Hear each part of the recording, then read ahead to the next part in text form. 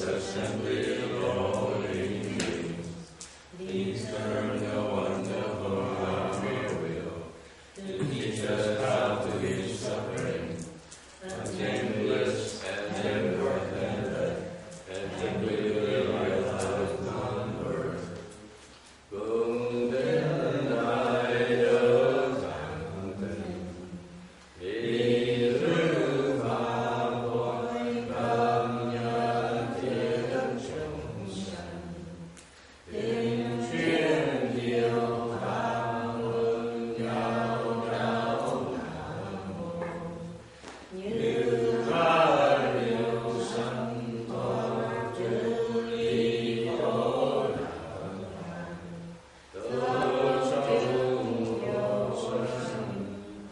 This is the blessed, noble, and perfectly enlightened one. This is the blessed, noble, and enlightened one. Namo Saranto Suchedo Ye Alahari Samya Samputo Ye. Namo Namo Tathata Yadaya Alahari Amitabha Pureland. The unsurpassed, profound, subtle, and wonderful God. And 1,000 million males is difficult to encounter. Now that I come to receive and hold it with this lifetime hearing, about to fathom the best common true natural meaning. Sham Sham Sham Wei Ma Bai Jin Wan Jin Nan Zao Yi Wo Jin Jin Ran Da Shou Zhi Yan Jie Du Lai Shen Zhi. On Buddhists and Bodhisattvas, venerable Bhikshus, all good advisors of Amitabha. Chư Phật Bồ Tát, kính thưa Phật tử, niệm hoa kính thưa quý sư cô, kính thưa quý Thích Ca Di Đà. Chư Phật Bồ Tát, sư phụ sang rảnh,各位比丘尼，各位善知识，阿弥陀佛。Okay, Amitabha beautiful. Okay, today is the first of the year 2012. The very first lecture of the year on Amitabha Sutra. We are on slide 447. And we gathered here in Rosemead, California at 12:30 p.m. We are talking about how the section is a certification section of the sutra, where all Buddhas follow suit along with Shakyamuni Buddha in certifying the inconceivable nature of the Pureland Dharma door. Cái phần kinh là cái phần chứng thực của kinh A Di Đà, rất quan trọng. Tại vì cái phần này lúc mà Đức Phật Ca Mâu Ni nói là tôi cũng giống cá nhân tôi cũng giống như biết bao nhiêu chư Phật khác trong lục phương đều mở miệng ra đồng chứng nhận cái sự bất khả tư nghị của cái kinh này. So first they bring up this eastern direction of the six directions. Cái 6 cái phương hướng mà được chọn là được nêu ra đầu tiên hết là phương hướng đông. Thì trong phương đông có ngài A Súc Bệ. In the east, the leader of the east turned Buddhist is Akshobhya Buddha. Thì cái vị lãnh tụ của các chư Phật hướng đông ấy, thì có Phật A Súc Bệ. Like it or not, all Buddhas also have orders, based on their responsibilities and their duties. Thì cái gì với Phật, ngay Phật cũng vậy, các chư Phật lúc mà có chuyện làm họ cũng có cái thứ tự trật tự đàng hoàng. Meaning that in the eastern direction, they all follow the leadership and the direction of Akshobhya Buddha. Nói cách khác là trong những cái phương đông á, chư Phật phương đông á, thì tất cả các ngài đều dưới sự lãnh đạo của Phật A Súc Bệ. Okay. In in Buddhism, this concept of order is very important. Trong Phật giáo, cái trật tự rất là quan trọng. And the Buddhists go to great lengths into recognizing and functioning within the hierarchical orders. Cái Phật giáo nó có cái trật tự, nó có cái giai cấp, thành ra người Phật tử chú trọng về cái trật tự, cái địa rất chú trọng cái địa vị và tôn trọng cái sự lãnh đạo của người trên. And the Buddhists they respect and honor the leadership of others. Okay. Một cái mà this is something that I find myself hard to learn, hard to accept, since I came from Western culture where you question everything. And here, especially in this world, you're there because there's a reason for it. Okay? And you learn to respect the position and rally behind the cause of the leaders. Cái Phật giáo nó đặc biệt ở chỗ, tại cá nhân tôi theo về cái bản nền giáo dục của Tây phương ảnh hưởng rất là lớn. Thành ra tôi quen là cái sự công bằng, có nghĩa là ai cũng có quyền phản đối người khác. Nhưng trong cái hệ thống linh thiêng, trong hệ thống đạo đức của Phật giáo thì có cái sự chú trọng về biết tôn trọng cái trật tự và biết xả mình để phục vụ cho cái đường hướng của cái người lãnh đạo. Okay, this is consistent with the Buddhist notion of effacing yourself, self-effacing. Đây là nó cùng cái khuynh hướng của cái khái niệm về Phật giáo là diệt trừ cái bản ngã. The notion of what? Self-effacing. Efficacy. Effacing. Effacing. Effacing. Okay. Thank you. Self-effacing. Self-effacing. Thank you very much. Effacing is French. Yes. Us Americans got to hear it the American way. Yeah. gọi là xóa cái bản ngã của mình. Okay.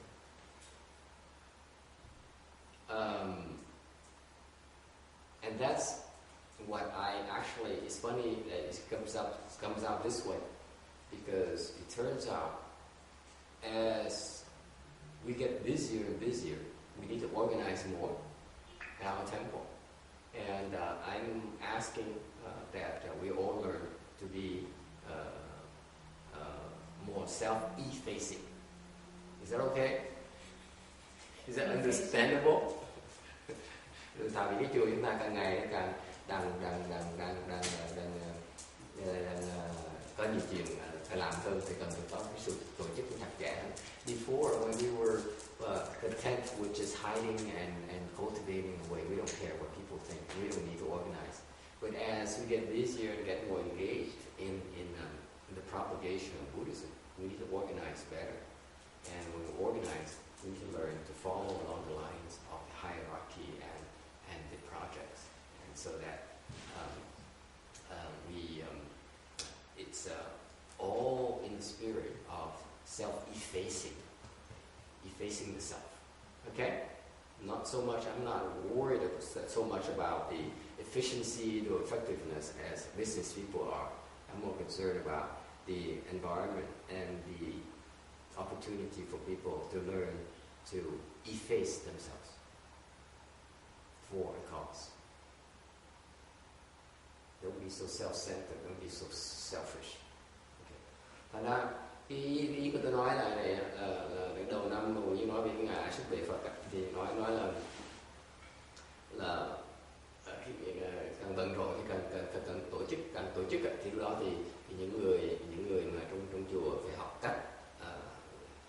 bằng việc, bằng cách là mình làm xung quanh những cái người lãnh đạo, để mà trong tinh thần không phải là làm vì người này quan trọng hơn người kia, hay là vì cái lợi ích, hoặc là vì sợ tốn tiền, hoặc là vì mà làm gì nhiều tiền. Cái quan trọng cái tinh thần đó là một cái người mà đứng ra mà được làm lãnh đạo đó, họ có một cái chuyện làm, có một cái lý tưởng, cho mình tập, mình xóa cái ngã bản ngã để phục vụ cho cái công việc, thay vì mình phục vụ cho cái bản ngã của mình. Okay. So what does akshobhya means? It means unmoving, eternally dwelling Dharma body. Akshobhya là tiếng Phạn, có nghĩa là bất động, pháp thân thường trụ. Here it refers to the fact that the Dharma body is unmoving and dwells eternally. Cái pháp thân đó là khi nào cũng là bất động và thường trụ. When you talk about unmoving, you're talking about you cannot be moved. Okay. And the Buddhists have 8 ways to describe how we are moved. They're called 8 winds in Buddhism. Để nói về cái động thì hoặc là bất động thì Phật pháp có tám cái loại mà nguyên nhân để khiến cho chúng ta động. Unmoving here is that the mind can be moved by the 8 sort of winds, as the Chinese call it. Người Hoa gọi là tâm nó có thể bị 8 cái loại gió mà nó thổi làm cái tâm nó dao động. Okay, the Chinese are very poetic. They like to put describe ways in such poetic and such subtle ways that they choose to use concept of winds to describe what makes us move. Người Trung Hoa, người Á Đông có một cái tinh thần rất là phong phú, dùng cái quan niệm là cái phong, cái gió nó thổi như nhẹ là mình dao động từ từ nhẹ. So what are the 8 kinds of winds? ba cái loại gió là gì? They comes in 4 pairs, bốn cặp. The first pair is profit and loss. Cặp thứ nhất là lợi và suy. Okay. That comes to mind right away.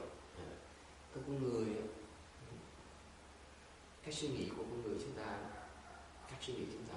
là chuyên môn tính toán cái lợi hại. Mankind, humankind is so preoccupied with profit and loss, aren't we? Okay, it's the first thing that just comes to mind. Cái quan niệm, cái tư tưởng đầu tiên tới mình nói có lợi là không có, có hại cho tôi. Is it beneficial to me or is it disadvantageous to me? Am I correct? Ai đồng ý không? Tâm chuyên môn suy toán có lợi cho mình là không có lợi cho mình. So your mind is constantly assessing. Is it to my benefit? Is it to my disadvantage? Right?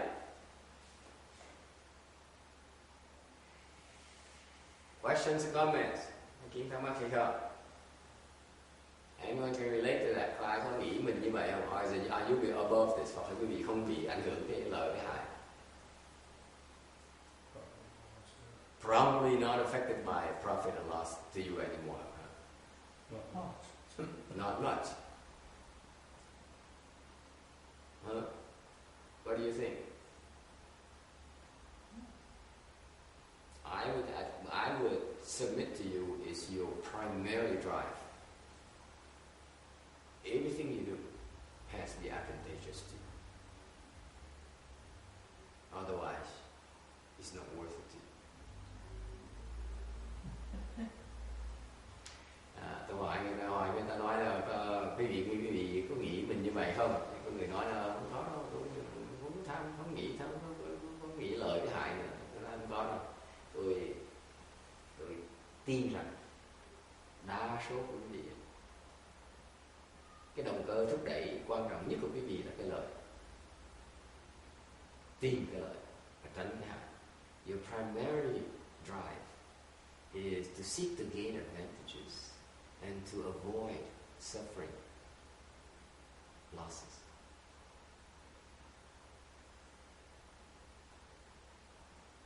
Virtually everything we do is driven by those two desires.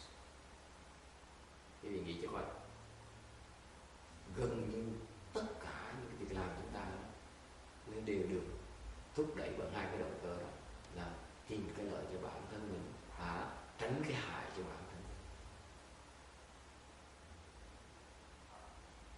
Questions or comments? Hello, anyone there?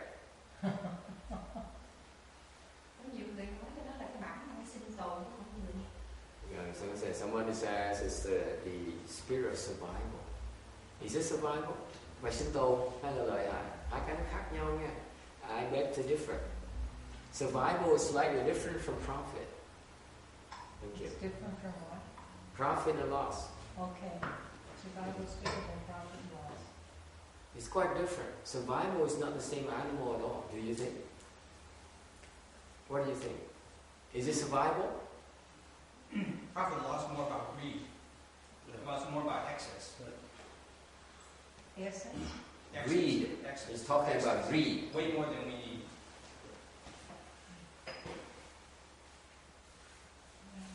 It's survival up to a certain point. Survival up to a certain point. Okay.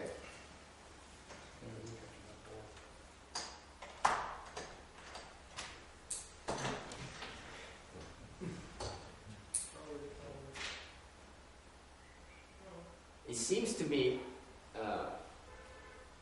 it's beyond survival. Tôi nghĩ là không phải sinh tồn đâu, bảo tồn đâu. Bởi vì thực sự cái này là cái lòng tham. This is what more along the line of Randy's talked about. Greed. You want more of the good things and none of the bad things. That's the nature of our existence, I think. Tại vì chúng ta là cái gì mà lợi thì thích cũng nhiều lợi hơn, và cái hại thì không muốn hại tí nào hết. You try to avoid any pain. Yes, you. It's not avoid. You abhor losses. Think about it. It's so deeply ingrained in our psyche. We detest losses. We can't stand losses. It's so insulting to take a loss. But you could say that for life and death. You know, too.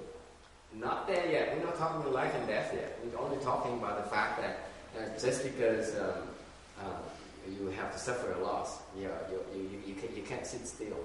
It bothers the heck out of you. That's true. Hmm? That's true. You see, Randy's right in a sense. He says he's had like this insatiable greed to get more of the good things, right? I want more and more of that. Well, on the flip side of it, what you don't realize is that your total abhorrence, you cannot stand taking a loss. That's what most people don't realize. Cái này, cái quan điểm rất quan trọng là cái người ông này hồi nãy nói đó, là cái lời là cái mình là muốn cái lòng tham của người mình, lòng tham nó vô đáy. Khi nào mình muốn lợi hơn, càng lợi càng nhiều càng tốt, mình không bao giờ lợi đủ hết. We never have enough of the good thing. Am I correct? You never have enough of a good thing.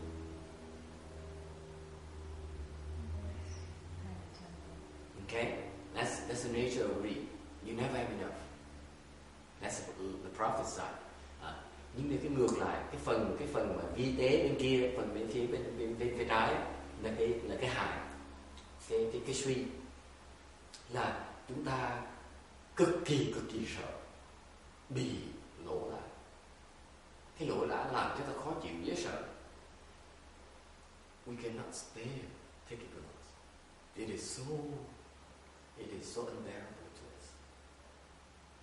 It's not only a good thing that you want more, it's just that you're afraid to take a loss.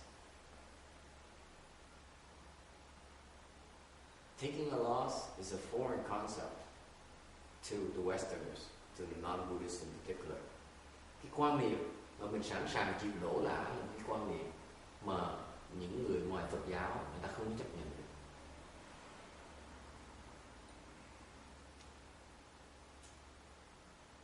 So how does it relate to the Westerner? The Westerner is, are you stupid or something?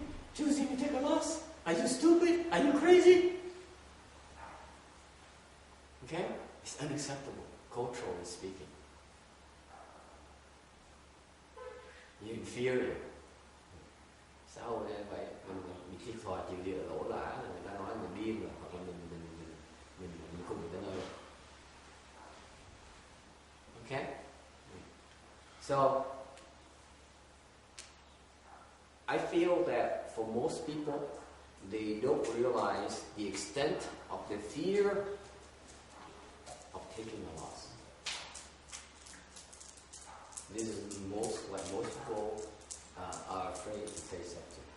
Đa số những người thế gian này, người ta không dám nhìn vào cái sợ sệt của họ khi mà bị lỗ lã. Cái sợ sệt bị lỗ lã của họ là cái mà họ không dám nhìn. Questions or comments?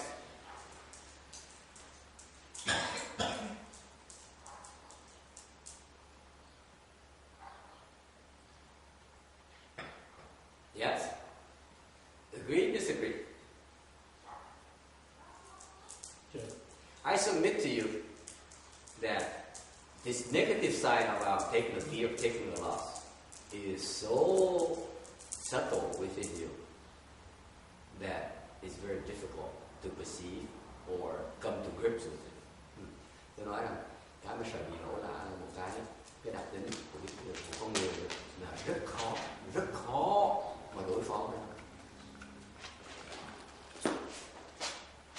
Okay? Number 3, slander. The second group is slander and fame. Cái nhóm cái gì là cái hủy và cái dự.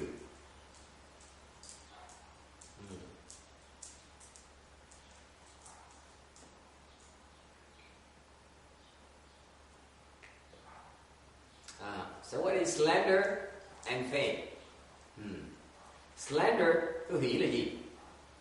Hủy là gọi là hủy bán. Slander meaning that you destroy someone's reputation because you do not like that person. Cái hủy nghĩa là sao? Quý vị hủy bán người ta, quý vị không thích người ta, tại quý vị dùng những cái lời nói để mà nói xấu người ta. Okay? That's what slander means. Slander means that you speak unkind words for someone because you detest that person. Mình hủy là tại mình ghét người ta, mình dùng những cái lời để mình phỉ báng người ta. What is fame? Hoặc là dự, ngược là dự. It's just the opposite because you enjoy that person, like that person. That's right. That's even though you're not confronting that person, even in front of that person, you're not in front of that person, you still want to praise that person. Cái dự nghĩa là sao? Là có nghĩa là nó ngược lại. Dự là tại vì cái tâm chúng ta nó thích người ta, tại mặc dù người ta không có mặt ở đây, mình vẫn khen thưởng người ta như thường. Is that right, Charlie? See, Charlie doesn't even pay attention. Charlie has his own program. Okay. Any questions about slander and fame?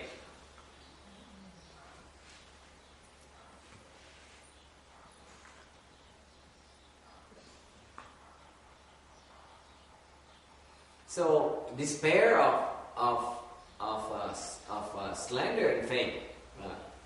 Cái cặp hủy về giường này. It has something to do with the fact that we like or dislike someone, and therefore we praise or destroy someone's reputation. Là cái hủy về giường này nó liên quan tới cái tâm của chúng ta thích hay là không thích một người đó, thành chúng ta có những cái lời nói mà để để mà khen, để mà tán thán người ta, hoặc là để mà phỉ báng người ta, nói xấu người ta. Okay? Any questions about this? Yes. They don't really seem like a proper pair exactly. They're not really opposites. You know, fame and infamy would be opposites. Maybe the translation is not that good in English. Fame and infamy would be opposites. Slander. Actually, slander is more appropriate. Fame may not be appropriate. More like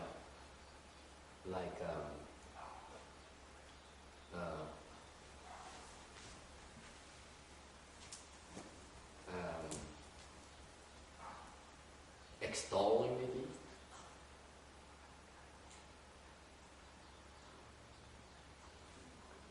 I don't know. It's got to be stopped.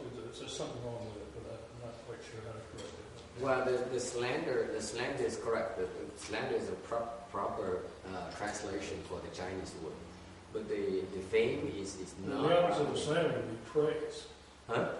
The opposite of slander would be praise, but then you Yeah, praise and it's more like praise. But then I use praise. We use praise and ridicule for the other already.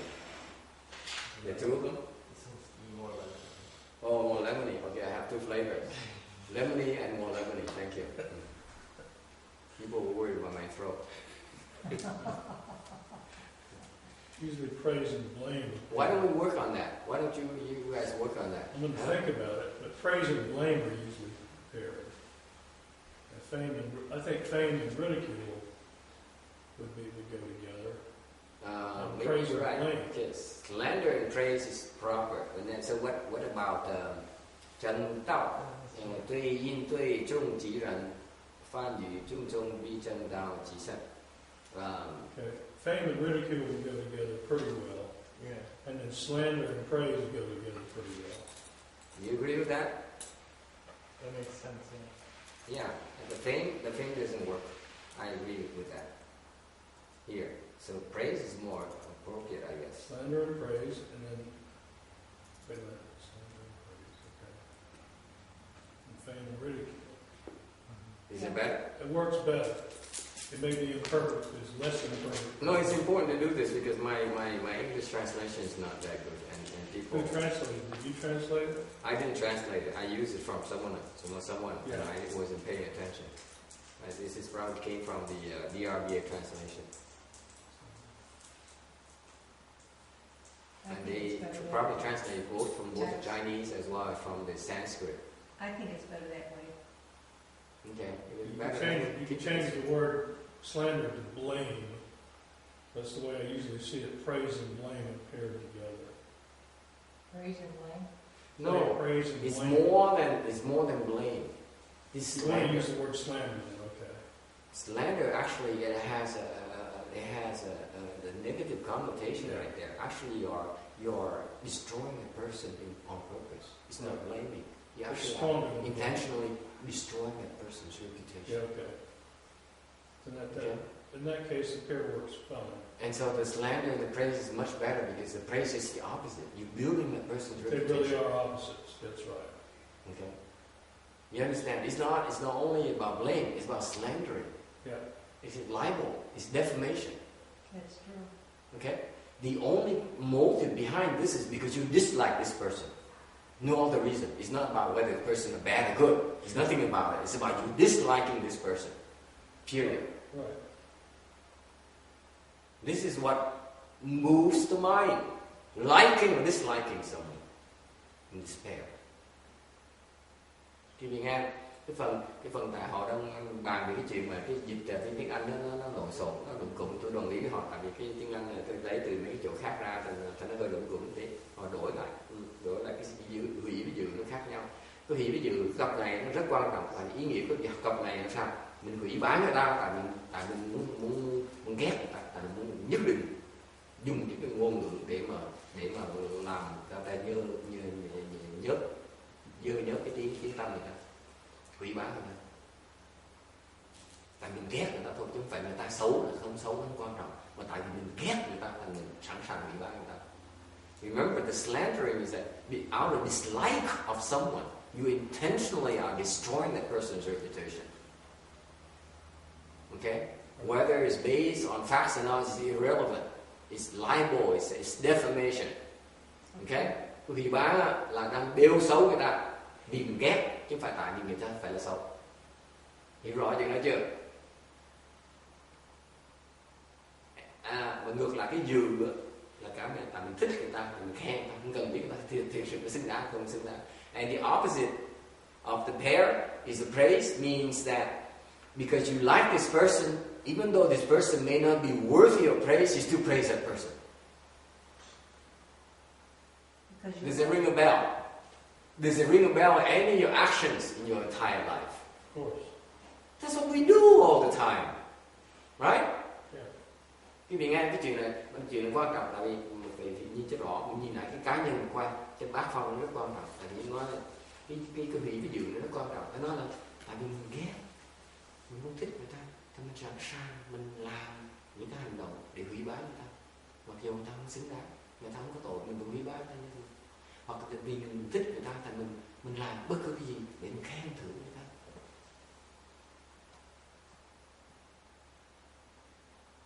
Okay?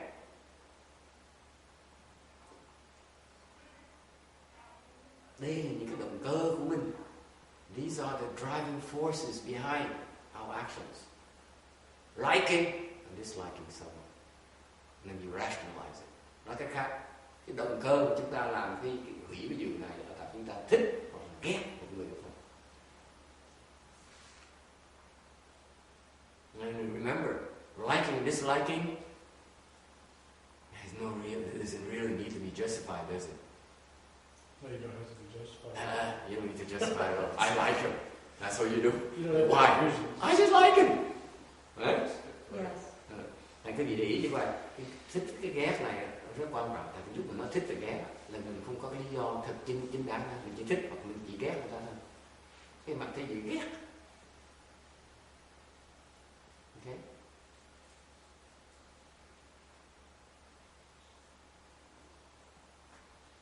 Alright. Next pair. Fame ridicule. Okay, it may not be a problem. No, this one doesn't work either. Well, at least we fixed the other one. These are fixed 3 and 4. That's a So good the one. fame, the opposite of fame is not ridicule. Because famous people get ridiculed all the time. Fame and ridicule can go together.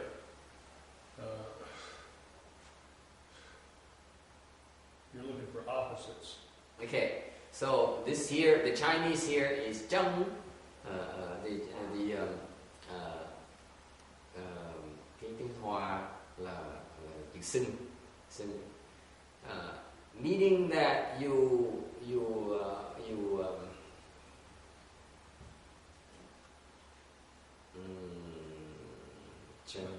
me see what You're trying to say is you're being raised up or you're being cast down.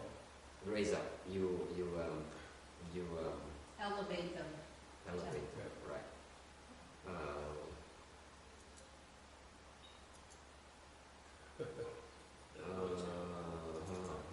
I want to make sure that I'm not missing anything here.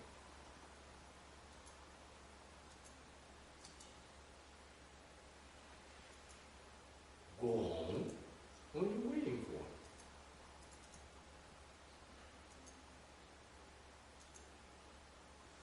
Does this mean they're down or what?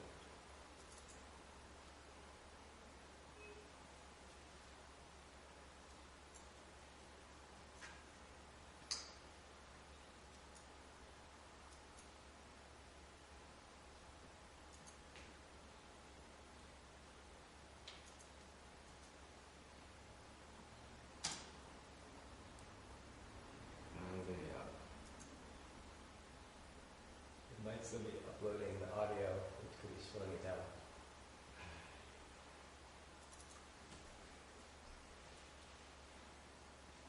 You can stop that if you want to do that. Stop that. The uploading Oh, you're uploading video. Oh, no, so you're still uploading. audio, yeah. It's not as bad as video, but it's still slow it down. Okay. Oh well.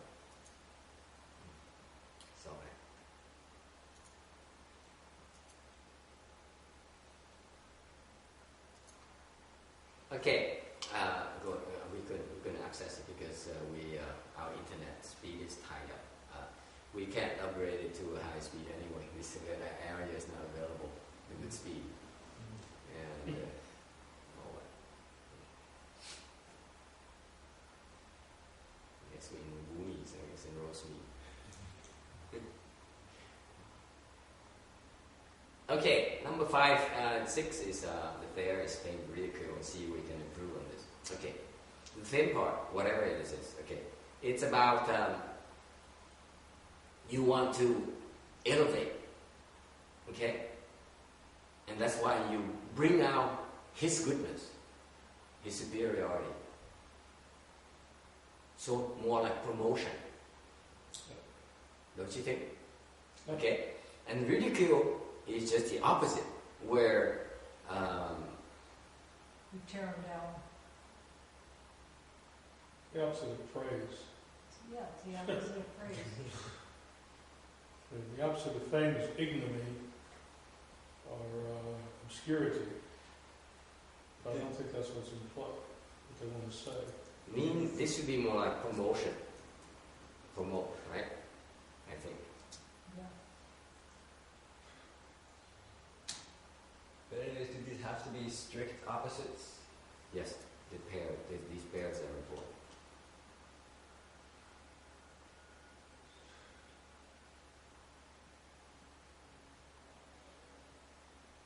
Okay, so we promote. Okay, we agree in the first one. I think for now, it's not going to be fame. Okay, it's going to be like promotion. But the action here is to elevate someone. Okay, Right. to promote someone. Okay, and that G is Ji Hui. Because you dislike it, even though there's no such a thing.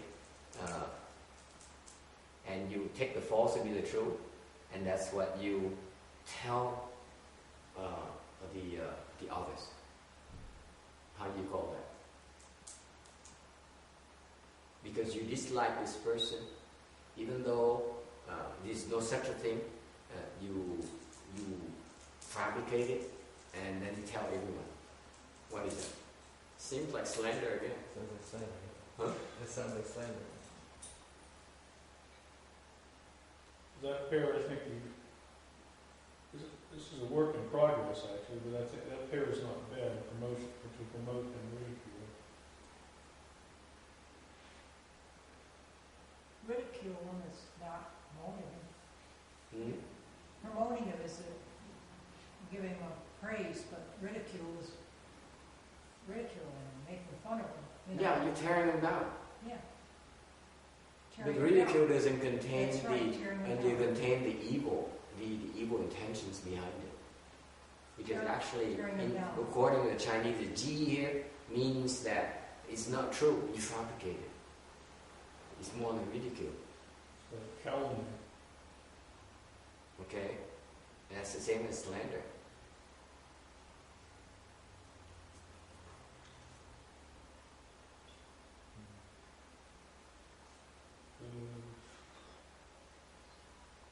Just out of the dictionary.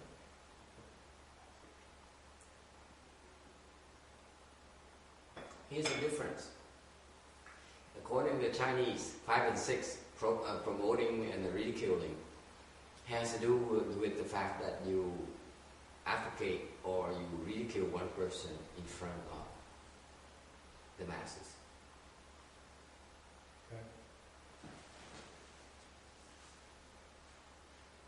Okay?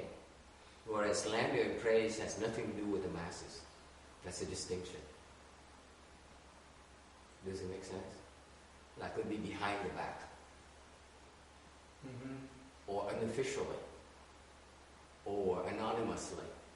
Right. Actually here, the promoting, the ridiculing, actually you yourself are doing. You know, just to say that to ridicule implies that it's in public, or it's at least in front Right. of some other people. Right, There's no point in ridiculing somebody in your own mind or to one person. right, You do that in public, you ridicule somebody. right, right. So there's a public, there's an audience here with the ridicule. Yeah, Same thing with promotion. yeah, because you can't, yeah, that implies an audience too. That's If you're right. trying to impress someone, there has to be an object to the promotion. Yes.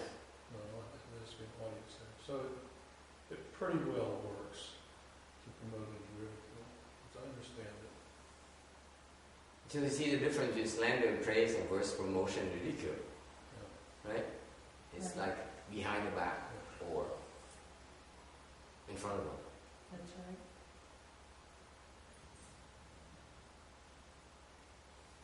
Questions or comments? Đang bàn về cái chuyện này, cái chuyện về actually the 8 winds they also come with slightly different pairs depending on who you talk to. Okay. Depending on which dictionary you check. And for this particular one here, I happen to choose the one that the ERBA used, and it turns out it's not exactly the way. It's not like you don't like it either. Yeah, it's not exactly right. Because It's not bad the way you have it now. However, when you're writing it, doing commentary, you need to explain that. Because it's not everybody will catch that immediately, even though you use the correct words. What do you want to explain, text? Explain what we're talking about it being in public. yeah, in public versus in private. Yeah. Okay. This is what I picked up from looking at a Chinese definition. Right. But I never put it down here in English. Okay, any questions or comments? I coi Kinh thắc mắc gì không? Yes.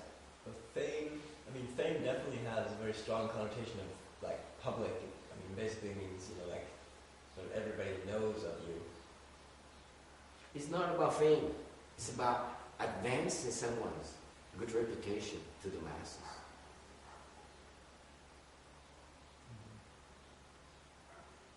Fame is the end result. This is the action. This is an action. Promotes like when you're at one level and you put them at another. Right. You're lower level, then you promote them to a higher level. Or you're at the Yes. same level and then you promote them to a higher level. Yes. Yes. And ridicule is just the opposite. You bring the person down, crashing.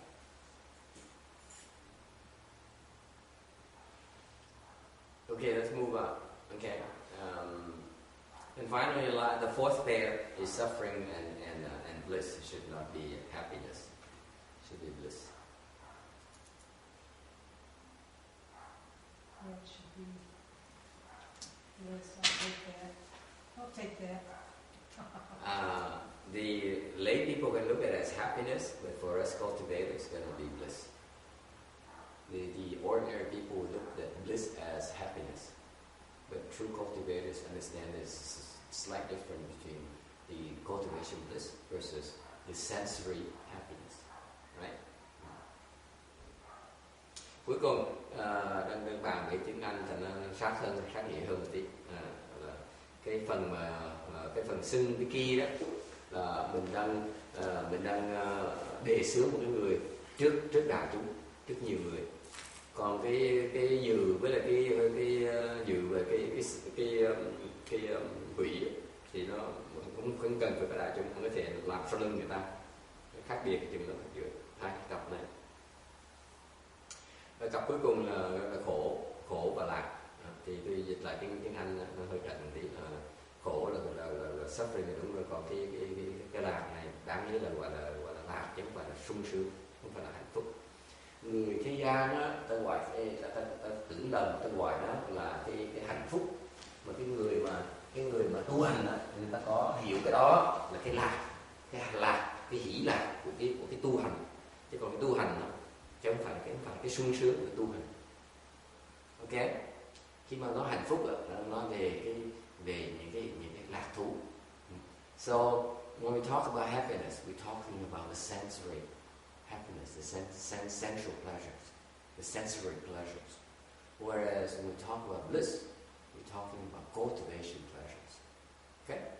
Mm-hmm. Any questions? Okay. So the suffering here, Suffering here has a very important connotation. Cái khổ này nó có một cái quan điểm rất là quan trọng. There is a notion of oppression in suffering. Cái chữ khổ này nó có cái ý nghĩa là bị áp bức. Think about it.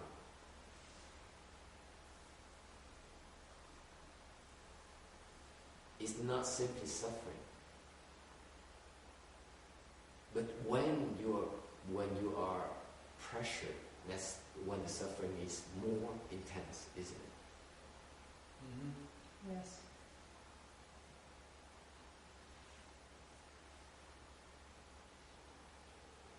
Okay, the pressure seems somehow to intensify the suffering in us.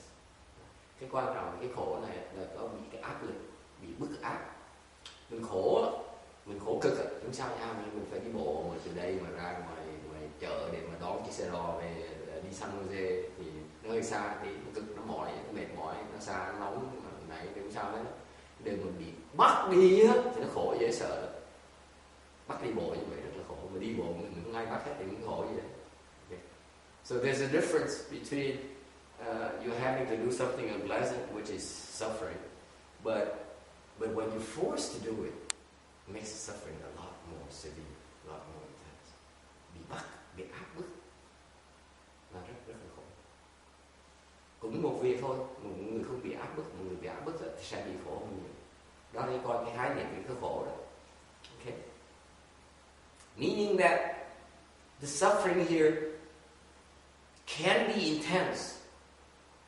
Okay. Because you may encounter evil conditions and an evil environment. Ngoài cái khái niệm là bị áp bức á, thì cái khổ đó nó có nghĩa là mình gặp một cái duyên ác, một cái hoàn cảnh bất thuận tiện, và cái thân và tâm đó nó bị áp bức. So it's not only unpleasantness, it's the fact because we encounter unfavorable circumstances and favorable conditions, and therefore we feel in body and mind that we're under pressure. We feel pressure. That's what makes the suffering so unbearable. Cái đó cảm làm cái tâm nó dễ động nhất, mình tức là bị áp bức. Mình cảm thấy mình đang bị áp bức. Mình nổi giận, mình trách người ta. Tại sao đã hứa như vậy mà không làm? So for example, you feel pressured because and you feel so upset because you say you made me that promise. Now you go back on your promise. Phải không? Hứa dẫn đi mà không chịu dẫn đi. Làm sao mà tha thứ được?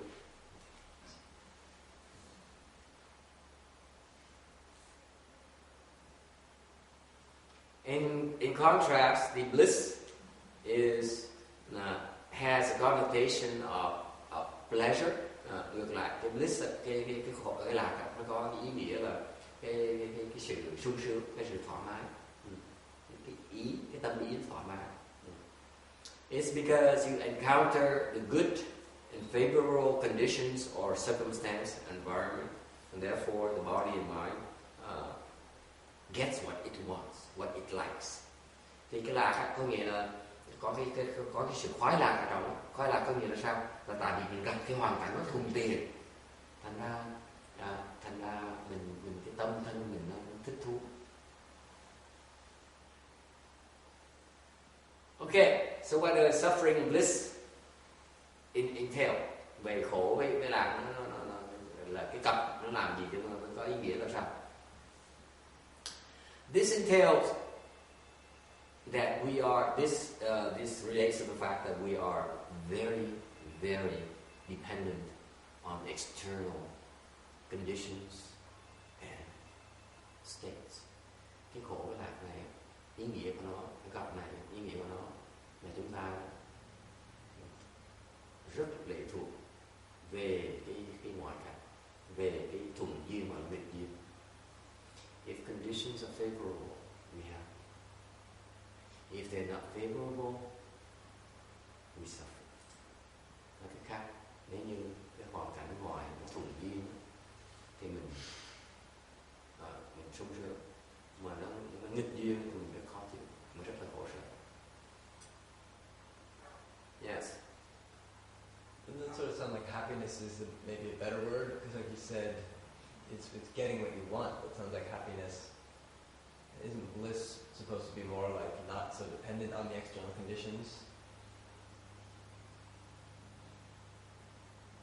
Bliss is a higher form of favorable conditions. Happiness is a low form of favorable conditions. So if you use happiness, you're not conveying the upper level. You got it right. If you use bliss, then you're not conveying lower level, yes. Suffering and bliss is Okay? The point here is that we react to the favorable or unfavorable circumstances. That's what we do. The number 6, we react to peers. Got that? Cái vị hiểu cái tế gì là cái tâm mình nó động, chẳng như số 5 với số 6 là sinh với kia. Okay. Có nghĩa là sao? Là chúng ta đó bị cái người bên cạnh mình đó, ảnh hưởng. Người ta khen mình đó, mình được khen trước mặt họ mình sướng, bị chê trước mặt họ mình khổ. Okay? So when we are with others and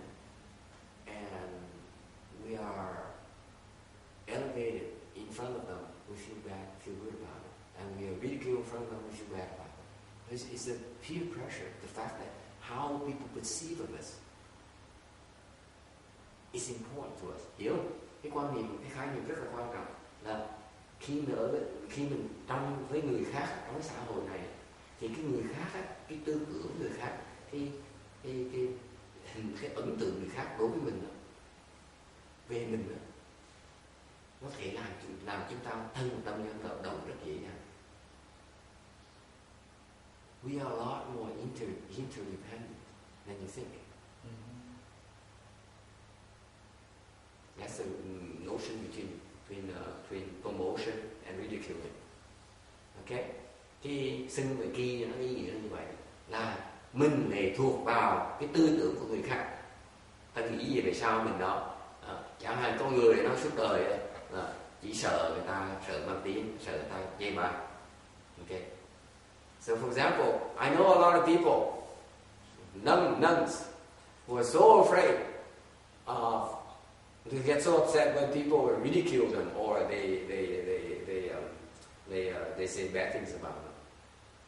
They're so a lot more afraid of being ridiculed. Okay. Có nhiều người sư cô rất sợ người ta bị chê bai. Questions or comments?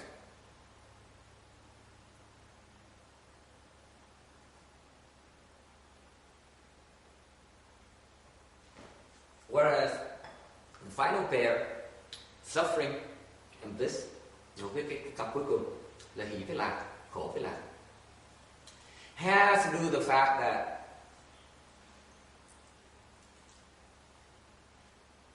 we react to external circumstances. Nó liên quan tới cái sự phản ứng của chúng ta với cái hoàn cảnh thuận hoặc là nó nghịch.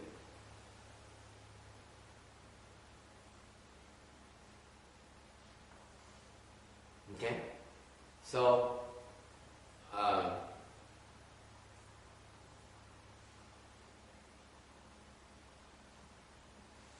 yes. You may have passed over something a little too lightly. You're talking about how dependent we are upon conditions. Yeah. External conditions. It's external conditions. It's so important to realize this. Yeah. Because people don't realize it. You know, people are so confident in their lives and their abilities and everything. Conditions change and they can't do anything. Yeah. And then helpless they become so miserable. In a flash, in a day, you can just become totally helpless. And the whole world crashes. Yeah, that's right. So it's just so important to be aware of what your conditions are And if you have to do something, you have to be careful to keep your conditions in a way that you can proceed with your activities.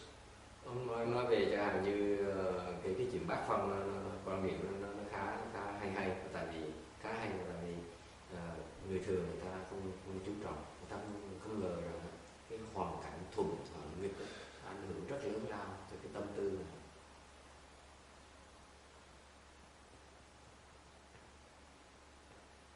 Okay. Và nó đúng không? Người thường không cẩn thận thì cho Hằng như khi nó thuần thì mình sung sướng, mình như diều được gió thổi vậy. Thì khi nó nghịch một cái mình chịu đựng rồi, cả thế giới mình nó sụp đổ, mình không biết làm gì được. Okay, this has very important relevance to the way you train your children.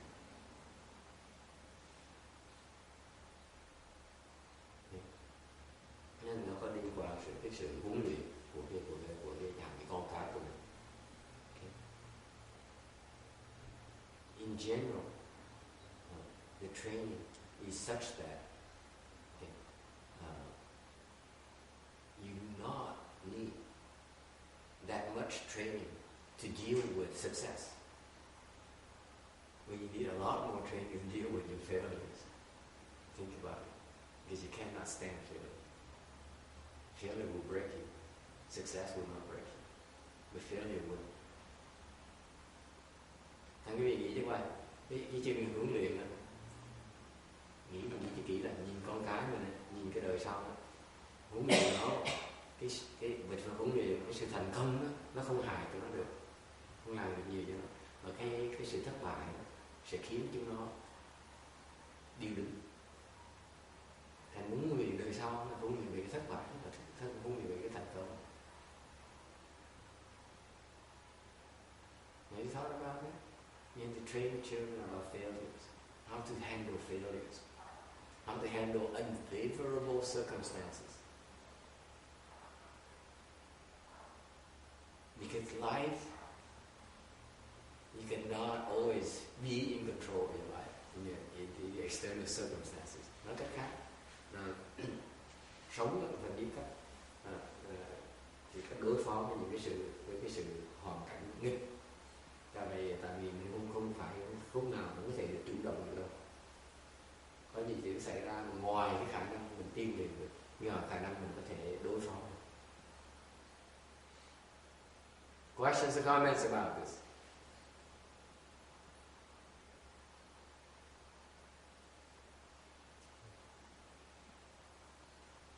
Yes. Success spoils some people. Some success ruins some people. Yeah. There are people who can't deal with success. Yeah. And generally, though it's true, success is easy to accept. Yes.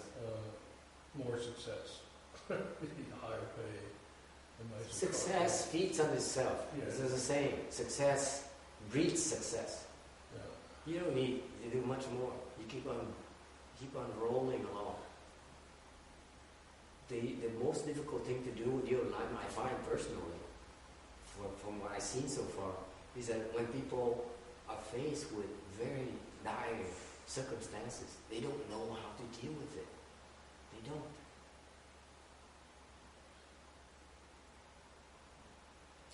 I relayed this morning, I gave a report this morning about a person whose world was crumbling down. A lady who came to our temple last year, whose world was crumbling down because she's facing deportation. She's facing slander. She's facing loss. She's facing ridicule. She's facing suffering. And she couldn't handle it. She could not handle it. Most people can't. Yeah, especially if they all happen at the same time. Okay? And to me, the Dharma must have that kind of range. The Dharma, you're right, attacks not only about the negative side, but also the positive side as well. You must be able to learn, and of course, you get more training, you need more time on the negative side, on the unfavorable external conditions. But at the same time, you also need time to deal with the favorable circumstances as well, because the ego also gets inflated. Oh, sure. Okay? But what I'm saying is that, in general, people fail utterly because they don't know how to handle failure more than handling success. Success doesn't need doesn't need a teacher. Not so much. You know, I see egotistical people. I know quite a few who are rich, who are successful. They look at me like an idiot, and vice versa.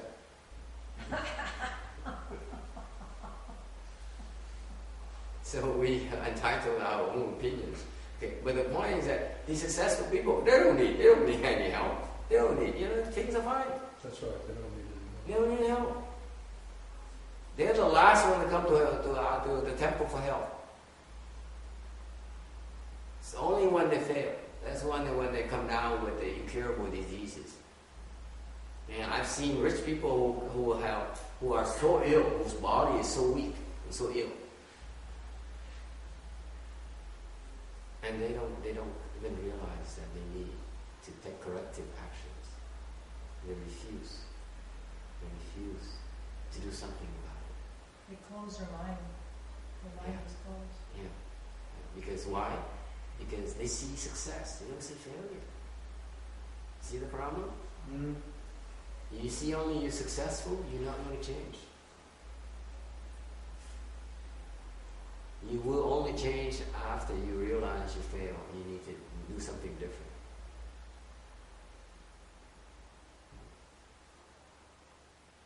Biết quen như người mà người ta thành công, người ta giàu có, người ta thành cái ngạo mạn, ngày cái ngã nó càng lớn, coi mình như là rác rưởi. Thì tôi nói ngược lại, cái người đó họ thành công, nhưng tại vì họ chỉ thấy cái thành công của họ chưa thấy cái thất bại của họ thôi.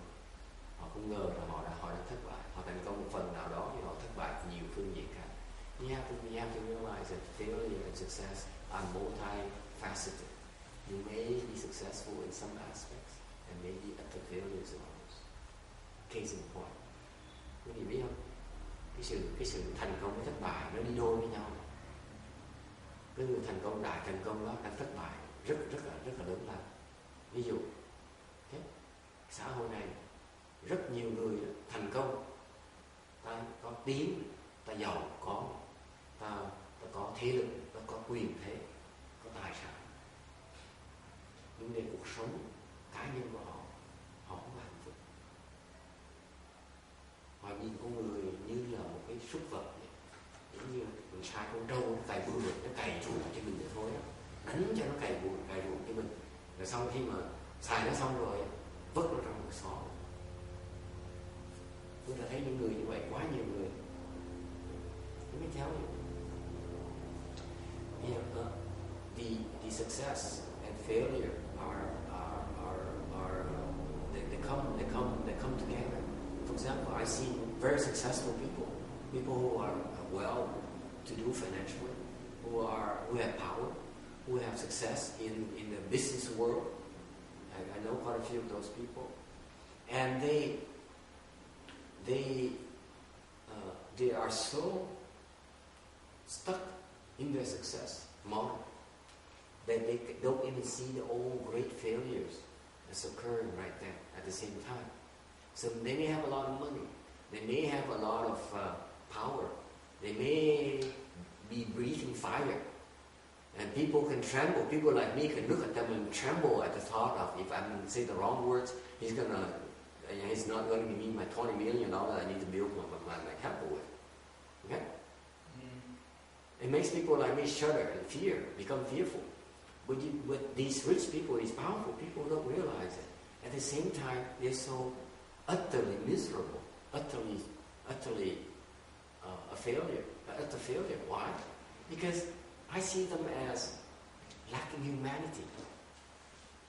You look at a person like a buffalo. You put the buffalo to work, After the buffalo does its work, and that's it. You treat him like an animal. You lack a sense of humanity. You lack a sense of. You look at people like that, okay? I submit to you. You bring it back home with you. That's how you look at your wife and your children and the people you love. Okay? So you may be successful materially, but emotionally you're very poor. You're a failure emotionally. Làm tôi nói những người như vậy, ta thành công về cái vấn đề về tài sản, vấn đề làm công ăn việc làm, quý vị biết không? Mấy người giàu đó, ta làm việc như con trâu vậy. Let me tell you, the rich people I know, they work their butts off. Is there a bell? You know, financial independence could come with a price. You work your butt off your entire life. Think about it. Ask your father. He worked his butt off the entire life. And after he retired, what he's doing now? Working his butt off. Still failing like crazy. I'm sorry, I don't mean to be personal. Okay? These are people who don't realize. They're stuck on the failure. And they think it's a successful model. Quý vị biết không? Có nhiều người ta thành công, ta làm cái tiền. Tại sao ta làm cái tiền? Ta tâm việc hiểu như con trâu suốt ngày. Cô có biết không? Mình ở mình tu đây là mình tu mình làm hiền như con trâu để mình làm chuyện mình tạo phước cho mình. Còn tụi nó làm hiền con trâu để làm gì? Tụi nó là hiền như con trâu để nó tạo nghiệp. See, we level people are above it. We work our butts off every day too. But what's the difference? We work our butts off creating blessings. Regular people that work their butts off creating offenses. I am thinking Brandy might disagree with that.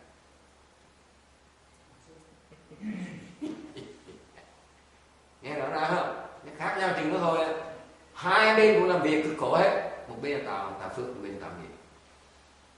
Tại cái người giàu đó, tôi nói nhiều, tôi thấy nhiều quá là tại bây giờ tôi không tham cái chuyện này. I see so many of these instances, that's why it doesn't impress me anymore. Rich people don't impress me anymore. And maybe I have a complex of Master Shenhua. He says, I hate rich people. Thầy tôi trước nói vậy, tôi ghét mấy người giàu vậy sao? Vì tôi nghĩ tại sao? He said that? Yes. He detests rich people. I don't get that. I don't either. He told my uncle one time, my uncle said, how come you always talk to me? He said, yeah, I don't know why I always talk to you. He said, you come and you always bother me. And he said, you see that guy over there? He's going to give me $5 million. He said, I don't even talk to him. He's going to come over here. I'm going to go the other way.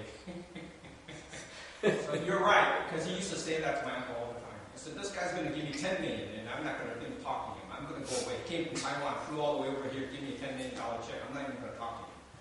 He says he declared he hates rich people. Yeah, so you're He right. detests rich people. I never heard him say that, but the way he treated them is true. Yeah. So I can confirm that. I wish I could afford to do that.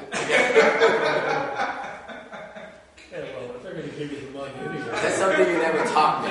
Okay, it bothers the heck out of me. I learned so much from him, but not that part. You're not that far. That's okay. Ông kể, ông ra đi ông kể cũng là ông nói kể chuyện là tiến hóa thầy cũng nói nói là tôi nói thầy đi nói tôi nhớ ông thầy rồi tiến hóa nói là ông tuyên bố là tôi là cực kỳ tôi ghét những người giàu, tôi ghét đắng những người giàu. Ông nói đúng. Tôi chưa bao giờ nghe cái chuyện đó nhưng đều tôi biết chắc chắn là tại vì ông cầu tôi là chuyên môn tới hỏi làm rầy quấy rầy đó. Thiên Hóa này con cầu tôi hỏi thầy Thiên Hóa tại sao thầy nói chuyện với tôi? Tao đâu có biết đâu. Mày có biết ông có biết cái ông biết kia đâu? Ông sắp đưa tôi 5 triệu đó, tôi ông sắp tới tôi sẽ bỏ đi bây giờ tôi không nói chuyện với ông đó. Rồi xong chỉ người khác ông kia sắp đưa tôi 10 triệu đó, mà tôi không nói chuyện đó. Không thích mấy cái dòng. Rồi mà tôi cúng như thế. Là tôi mới tặc lời tôi nói trời sao tôi khổ ghê. Học biết bao nhiêu như pháp mấy cái pháp là ghét bây giờ tôi học chưa được nữa.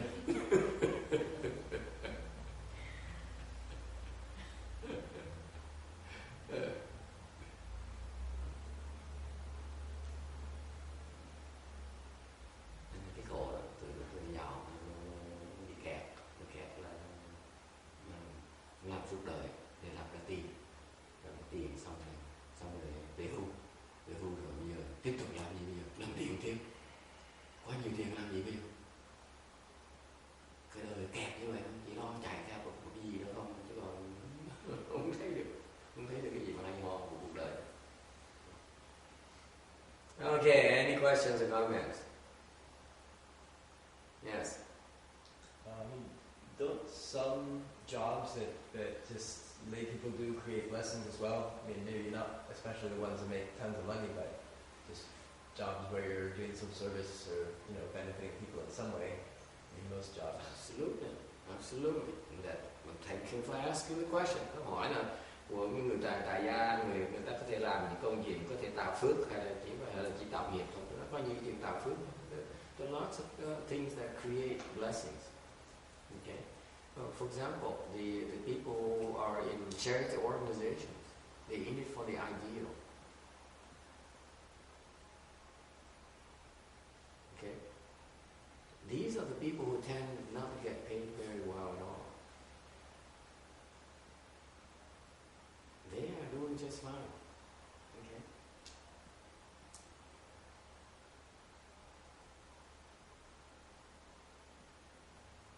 So the point here from the question is that we have to be careful.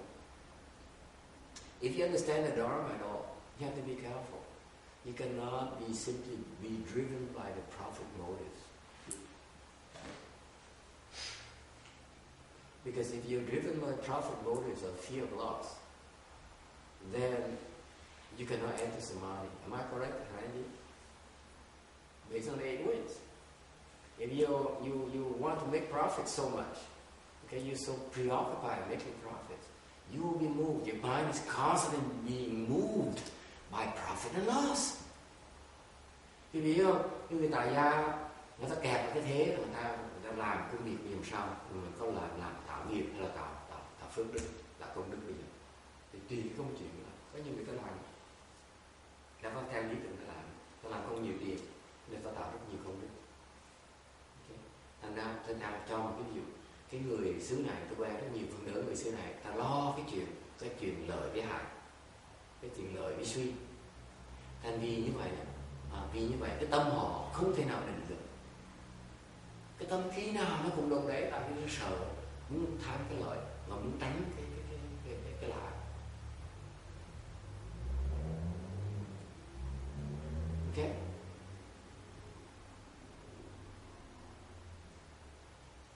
And to me, the younger generation are becoming more balanced in my generation. My generation, a little bit about the same age as Tex, I guess. We were the same age, aren't we? No. A lot older? Significantly. Yeah, at least 2 years older. 10 years old. How old are you? I don't tell anybody. I'm not how old as you. Tax, don't be a big baby. Yeah.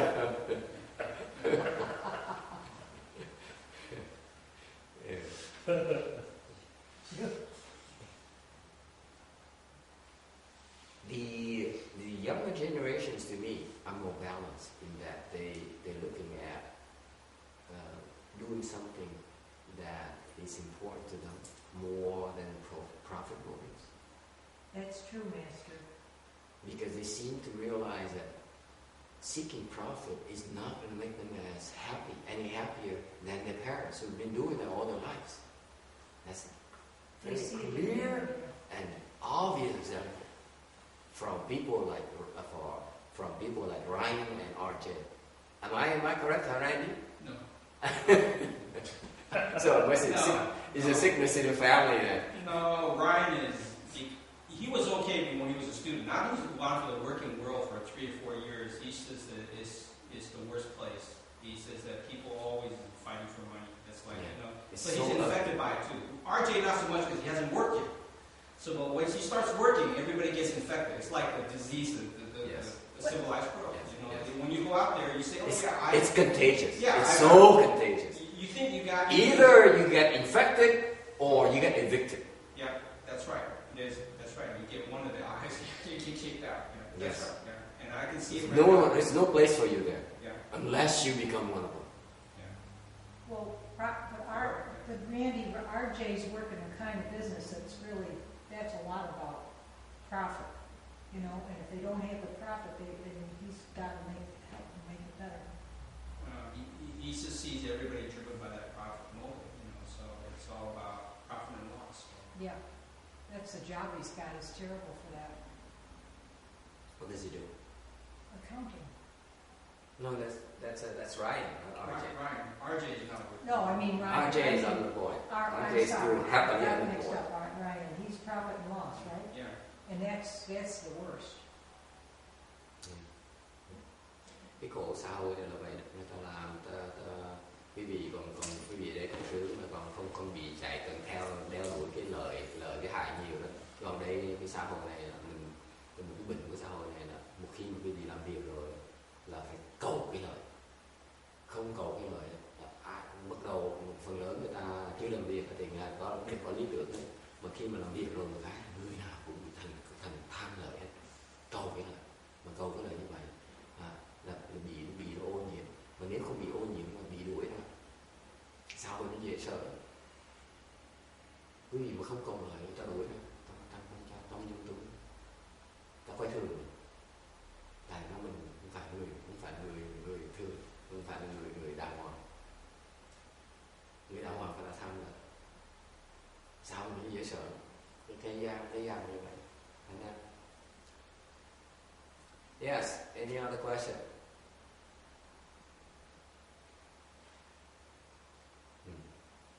Okay.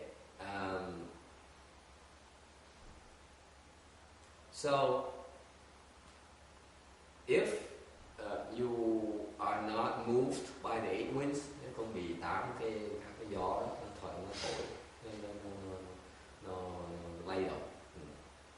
Then you cannot be moved by the three evil paths. Thì như vậy không bị ba cái ác thú nó lay động. You're always in samadhi and you are unmoving. Lúc nào cũng trong định, lúc nào cũng là bất động. And this is the state of Medicine Master Buddha. Và đây là cái cảnh giới của ngài Dược Sư Phật.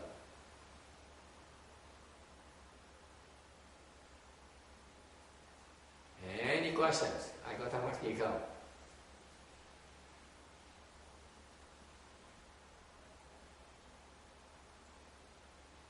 Yes? No question? Okay. Okay, right. Yes. But I'm going to go back to something. We started this. We're talking about being dependent on conditions. Mm-hmm. So, the objective, or one of the objectives of practicing Buddhism is getting to a point where you're not dependent on conditions. Is that right? At what point are you not dependent on conditions? What level do you have to be? Hỏi về cái vấn đề mà mình lệ thuộc vào cái ngoại cảnh, cái thuần cảnh với thực cảnh. Thì lúc nào để mình tu như vậy, mình tu tới trình độ nào mình mới không bị lệ thuộc vào ngoại cảnh hay là cái cảnh hay thuần cảnh nữa. What do you think? When? It's a valid point. It's a very good point. Now you know we are so tremendously affected by external conditions. We are secretly hoping that everything we do is so favorable to us. That's right. And then we also secretly so extremely unhappy. Secretly. Yeah. When things are not the way that we expect it to be. That's right. We can't express it. We can't know. We don't know why we're so unhappy. You realize that? Yeah. We don't even realize why we're so unhappy. Because things are just so difficult.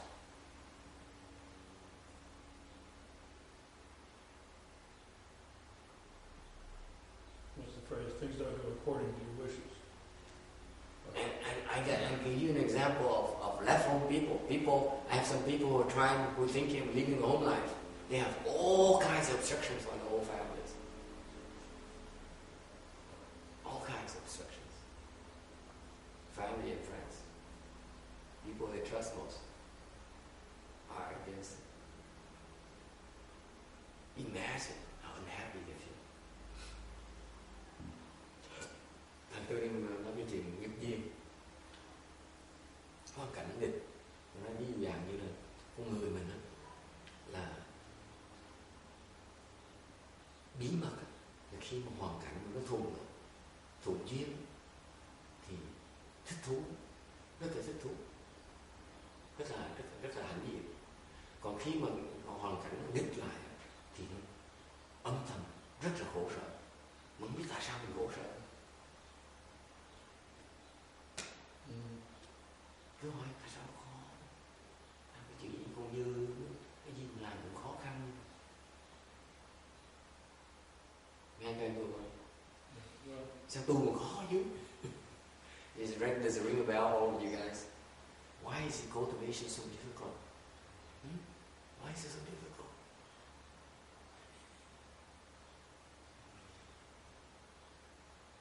Why am I cultivating? Why is it so difficult? Tại sao tu làm gì sao mà tu nó khó như vậy? Ở nhà những cái nhóm mà đang xuất gia, kinh xuất gia đó, nó về để nó gặp về gia đình, nó gặp to là nghịch duyên thôi. Cái người gia đình của mình đó là nó sẽ cản trở cho nó. Cản trở lớn nhất ở gia đình. Lúc ở nhà thì Thuận dễ sợ nó có đoàn xuất gia mà cả người hết tất cả. Nó tự nó đi ở đầu rồi. Yes. Because you're all our obstructions. Yeah. So many obstructions. Yes. But why does that manifest at the same time? Why me? I did nothing wrong. No. All I did is I wanted to lead a home life. I did something lofty. See? So where does it come a point where you're able to be not affected by those external, favorable or unfavorable conditions? Một câu hỏi là mình tu tới trình độ nào mình mới không thể còn bị cái ngoại cảnh nó thuần vào cái nghịch, nó ảnh hưởng mình. When we leave this world. When you leave this world, then you go to the intermediate kind of body, and it's even worse. Right now, at least you have a chance. When you go there, tough luck. Serious. Well, it seems like anybody has a body. If you have a body. When you get there, you stay there for 7 weeks, and you take all the beating. There's nothing you can do about it. Nothing.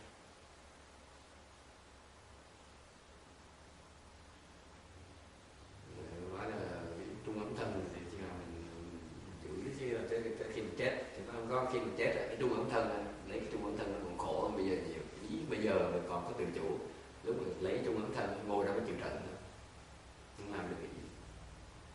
Yes. When? How? How not to be affected? How to get there? Làm sao bây giờ? Làm sao để mình không bị cái nghịch cảnh hoặc là cái thuận cảnh làm chúng ta Even Bodhisattvas are I know. affected by conditions if they have physical bodies, aren't they? Come Not so again. much. Not as much. Come again. I didn't catch the first part. Bodhisattvas, Yeah? well, they have physical bodies Yeah? on planet Earth. They're affected by external conditions. Of course they are. They're not as dependent on them as say, I am, or Charlie is, Right. but they're still affected by them. Why did they come here in the first place? To suffer the abuse of it, right? They come here to take the beating, right? And not be moved by it. Right. They take here for the drills. Can't talk about it. You have to do it. You get it? Mm-hmm. Ordinary people are afraid. They say, this is not for me. This is nonsense. Bodhisattva says, makes perfect sense to me because I have to face it and not be moved by it. That's why I know I'm not affected. It's only way to find out is when you face it, you don't move. Yeah.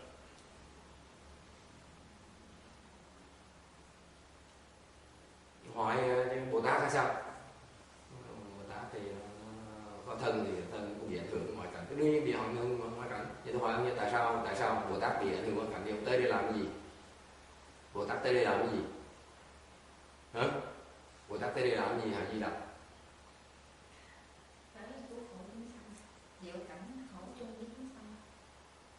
Tới đây để gặp nghịch cảnh, ok, mà không bị lay động. Lúc đó mới thực sự biết rằng mình không bị cái bát pháp nó thổi nữa. Vì cách duy nhất mà biết á là mình thấy nó thổi mà mình không lay động. Chất phải thổi. Bồ Tát nó tuyệt vời vậy. Bồ Tát là phải làm, nó phải nói. Cái tụi kia, cái tụi người chân nhân trí thức nó chỉ nói thôi. Nó cái này dễ mà. Bác không lay động, tôi ngồi đấy, tôi đặt ra cái bài thơ, bác không lay động, bị hai chữ. Không nên phóng. Đi chuyện như điên này. Phải gặp, nó thổi với mặt, mình không làm gì hết đó, mới hiểu nó không bị động, nó mới chắc được. Thầy, 2 ngày đầu mỗi ngày, rồi thứ sáu đó, chiều thứ sáu hôm trước á, là sau chuẩn bị trong thiên thất đó, tụi con một bùi. Thì mãi cuối thầy mua đến tới đó. Thì hụt xong thì mấy em với con đem bảo mami, hôm nay chiều thứ bảy là dọn chạy đến thiên thất. Ăn rồi muốn bấm cái mố vậy thôi đấy. Ngày hôm qua lấy ra để mà tìm để mà hụt bùi để chuẩn bị đi nhà đi coi được. Ồ, tôi để mà xem. Thầy lấy chứ. Tôi lấy, tôi tìm cái này. Sư cô có nói với con để ăn trộm kinh đấy. Không có đâu. Tôi xin lỗi, tôi trả lại mãi tôi quên rồi. Thầy nhiều cái lấy như thầy phải nói cho con biết. Rồi tôi quên, nhưng qua tôi nội tôi mượn xong rồi tôi quên hỏi ai. Vì lúc đầu cũng trễ. Lát ra lại xem lại nghe, tôi xin lỗi. Okay, but she says, speaking of the wind, she's looking for yesterday in restoring this the Buddha hall here to the current state. She was looking for a vacuum cleaner that I brought to the temple, and she couldn't find it, and she didn't know why anyone would hide a vacuum cleaner from her. I said it was me. To see if you move it or not. You move it. I apologize. I forgot to tell them I needed to use it, and so I took it, and then I so they tell each other, "Oh, wow, the wind is incredible." They even took away our vacuum cleaner. So the Buddha hole has dust everywhere, and they can't suck it up. It's me. He's the master testing, creating the 8 winds. Ông thầy tạo tác phong. Thấy cái tuyệt vời, thấy Bồ Tát tuyệt vời vậy sao? Người ta tưởng Bồ Tát là, Bồ Tát là cao. You see, this is what the word and model Bodhisattva is so ridiculous. They say Bodhisattvas, it's like a statue here. They come, we bow. Cái đó là Bồ Tát hả? Mình tới mình lạy Bồ Tát. Bồ Tát đâu có bị lạy đâu. I will tell you, Bodhisattvas, in my opinion, they don't need your bowing. They need you to yell at them. You see if they move. Bồ Tát cần mình chửi họ. Để họ quay, họ có bị động nữa. Họ thực sự Bồ Tát hay không Bồ Tát. You see, Bodhisattvas, what do you think? Who decides who's the Bodhisattva? You or them? Hả? Quý vị nghĩ lại cho coi. Ai là người quyết định đó? Là người này Bồ Tát hay là người kia Bồ Tát? Quý vị phàm phu hay là Bồ Tát? Bồ Tát với phàm phu nó là bậy. Bồ Tát thật tai bây giờ.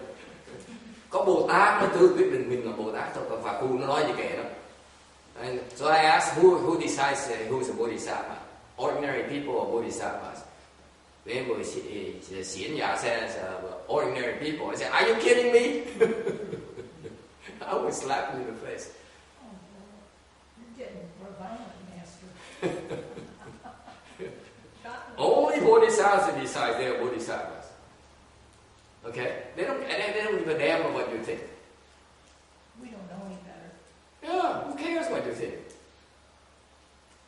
be yourself. Bởi vì Bồ Tát là gặp để nó chửi Bồ Tát lại khóc, nó chửi gió quyền số nó thổi mát quá. So the Bodhisattva encountered Thomas and Thomas kept yelling at them and said, "Hey, Bodhisattva, I'm Bodhisattva, I'm the Messiah." And the Buddha said, "Ooh, it wind is blowing so strong today."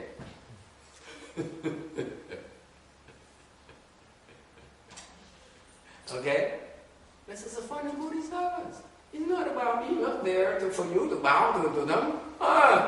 Quý vị đừng tưởng Bồ Tát là suốt đời là họ chỉ nói là chừng nào nó mới xây cái tượng mình để đừng đứng để cho nó lại mình. Không có đâu. The true Bodhisattvas are the one who go out there and for you to insult them. Bồ Tát chân thật là mấy người đi ra kia như ngài Tịnh Hóa cho nó chửi, cho nó mắng, cho nó hành hạ. Các sự có động được không? Okay? Any questions?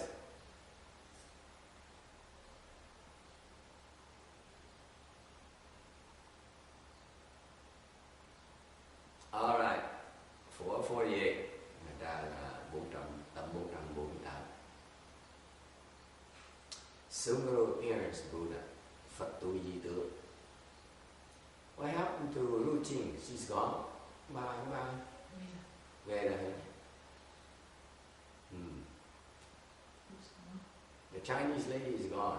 I noticed there's no Chinese translation today. That's why I said, gee, the Chinese, there's some missing Chinese here. Oh, what are you going to do?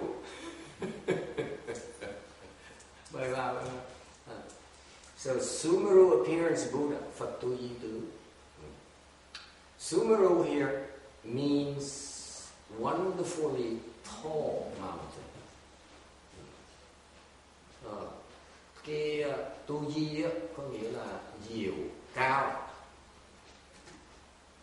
Okay? Wonderful because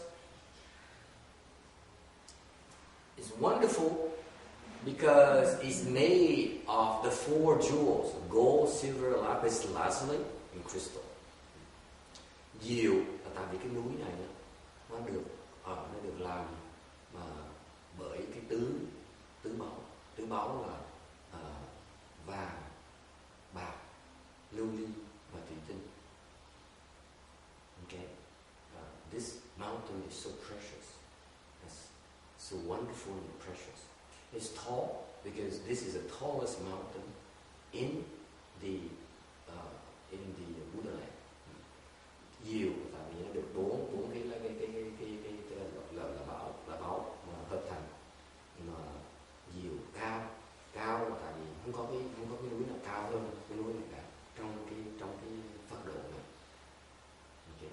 And this alludes to the fact that the Buddha's body is replete with blessings and adornments.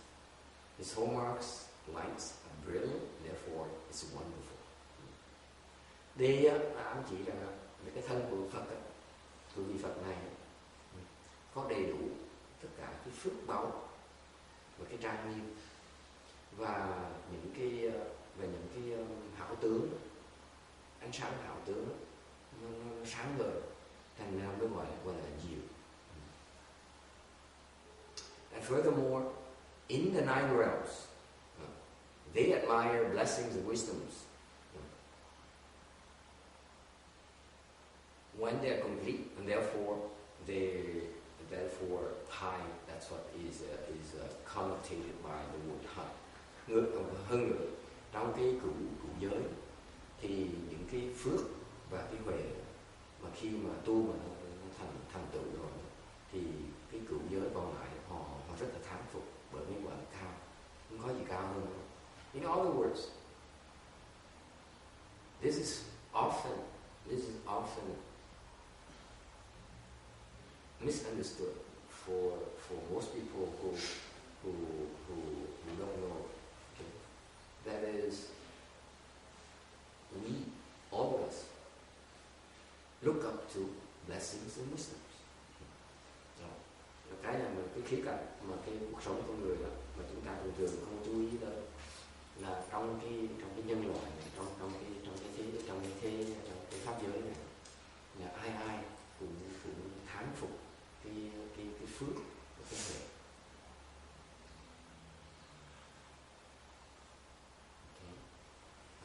That is what everyone admires. People may be temporarily impressed with money, with fame, with beauty. Có người có thể tạm thời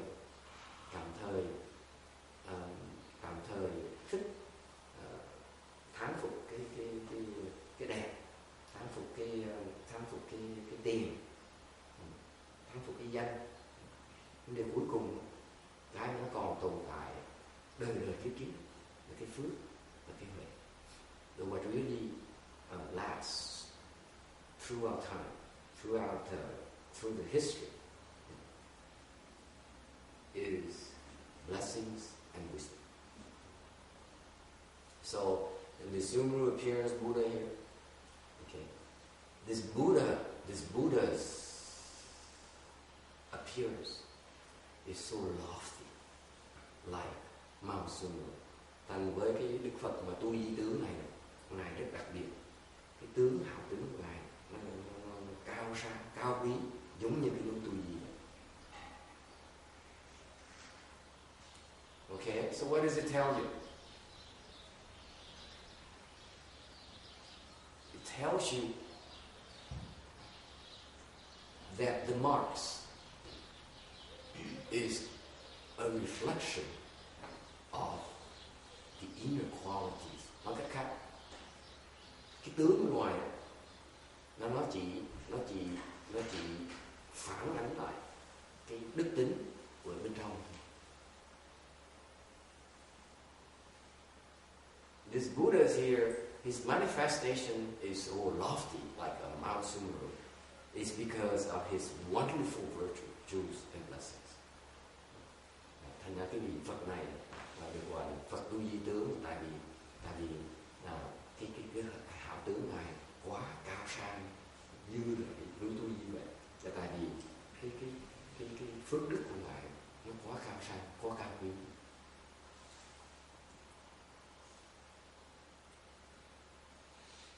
Okay, any questions or comments?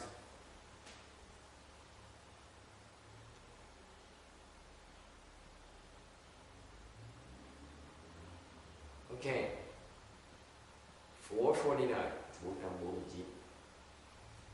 Great Sumeru Buddha, vị Phật tên là Phật Đại Tu Di. This Mount Sumeru here is the king of all the mountains in the Buddhaland. Cái núi Tu Di này là cái núi mà cao nhất có trong cái cõi, là vua của tất cả cái núi, là cao nhất. It has 84,000 yojanas tall. It is 84,000 yojanas tall. Cao 8,400 cái do tù.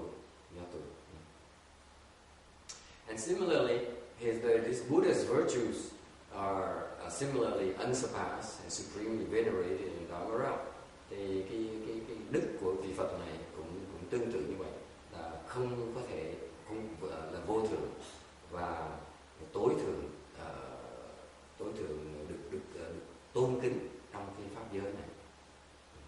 In fact, the Buddha is the great Dharma king and is the most venerated in all other nine realms. Hơn nữa, Đức Phật là một cái vị pháp vương, là đại pháp vương, và một cái người mà được tôn kính nhất trong tất cả các cõi, trong cái 9 cõi kia. Any questions about this?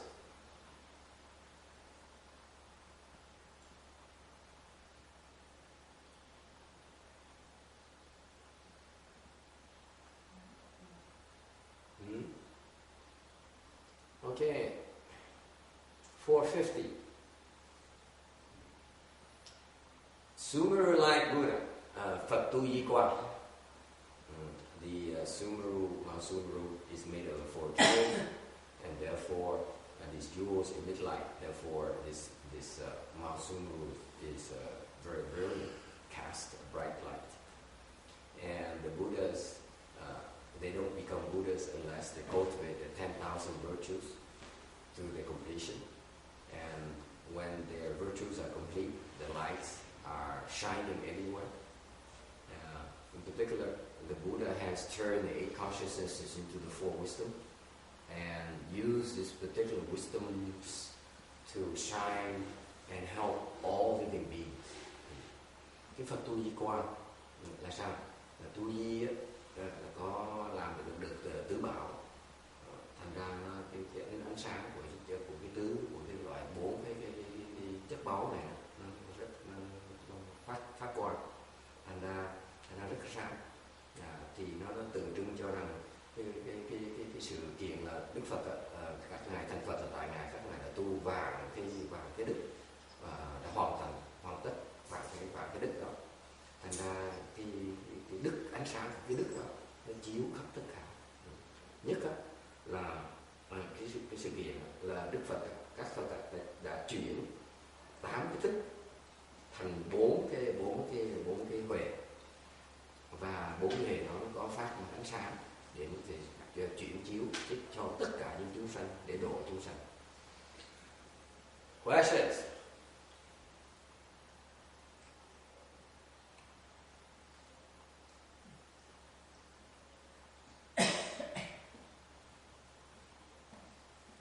Yes? Was there English there? Yeah. He turned the 8 consciousnesses into the 4 wisdoms.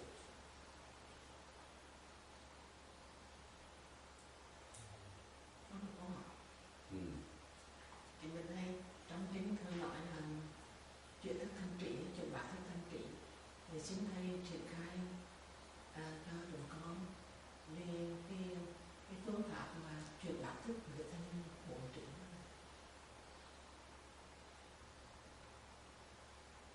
Sutras often say that you turn consciousness, the 8 consciousness into the 4 wisdoms. So what's the process? How do you do that?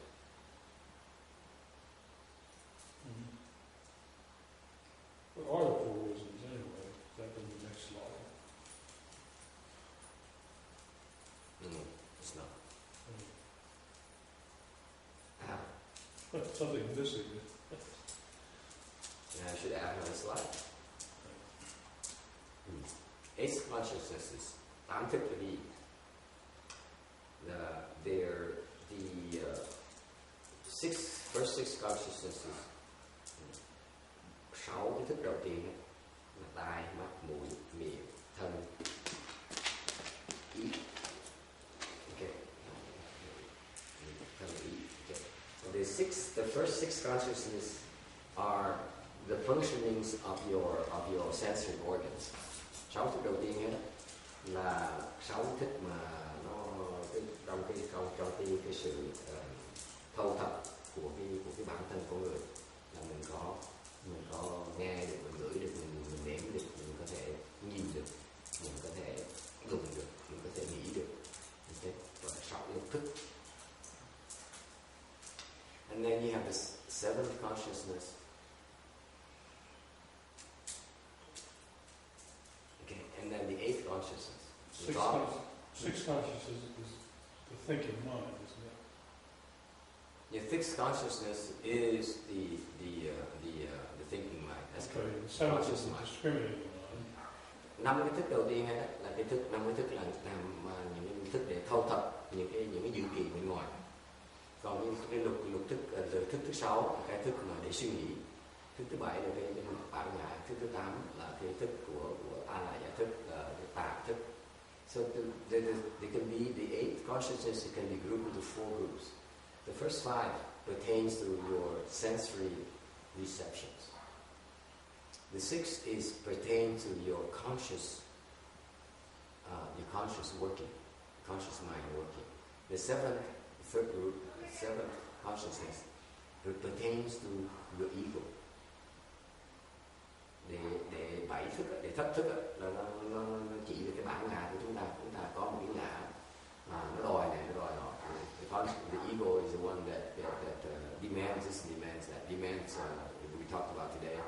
said, I'm right, and he's wrong. Cái người mà có bản ngã, người nói là thường nói là tôi đúng, người ta sai.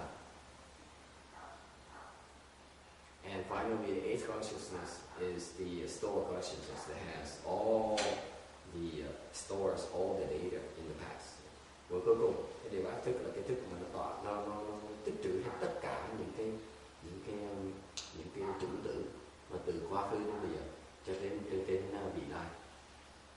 Okay, so we have 4 groups: first 5, 6, 7, 8. And có bốn cái nhóm: ngũ thức, lục thức, thất thức và bát thức. 4 cái nhóm như vậy. Okay.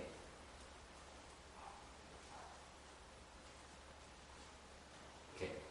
So the process here refers to the path that you cultivate, and after a while you reach a state where the first 5 consciousnesses turn into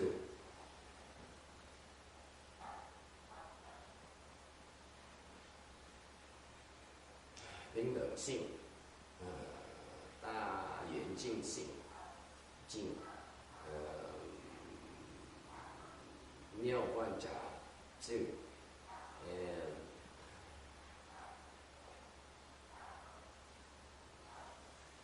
miao quan trả, zhu, chẩn sủa chua chữ kẹo. Thì 4 cái nhóm đó tôi nhớ, xin lỗi quý vị, tôi phải nhớ là cái tiếng Hoa. Tôi đọc tiếng Hoa lâu rồi, tôi cũng đọc tiếng Việt, tôi phải nhớ là chữ Hoa tôi cũng giảng là chứ quý vị được.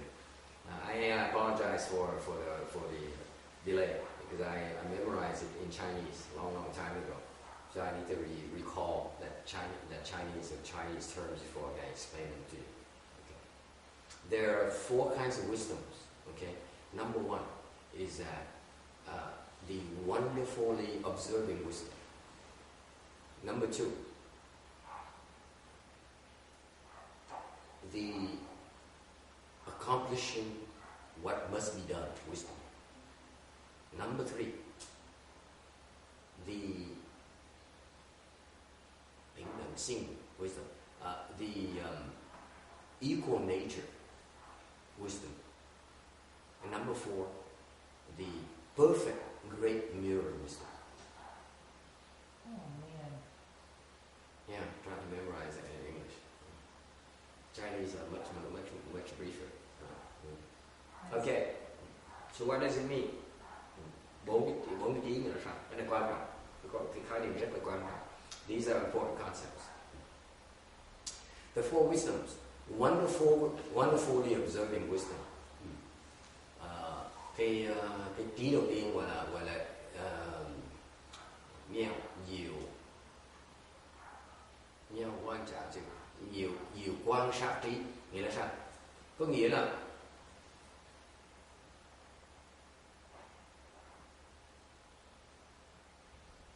mình có thể thấy hết tất cả những cái điều kiện mình nói.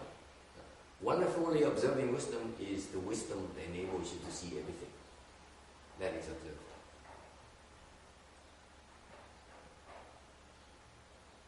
Okay? Nothing can be kept from you.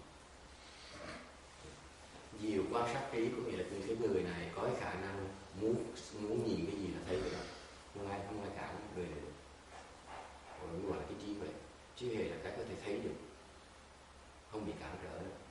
Okay? There's no obstruction to what he wants to see on this day. Okay?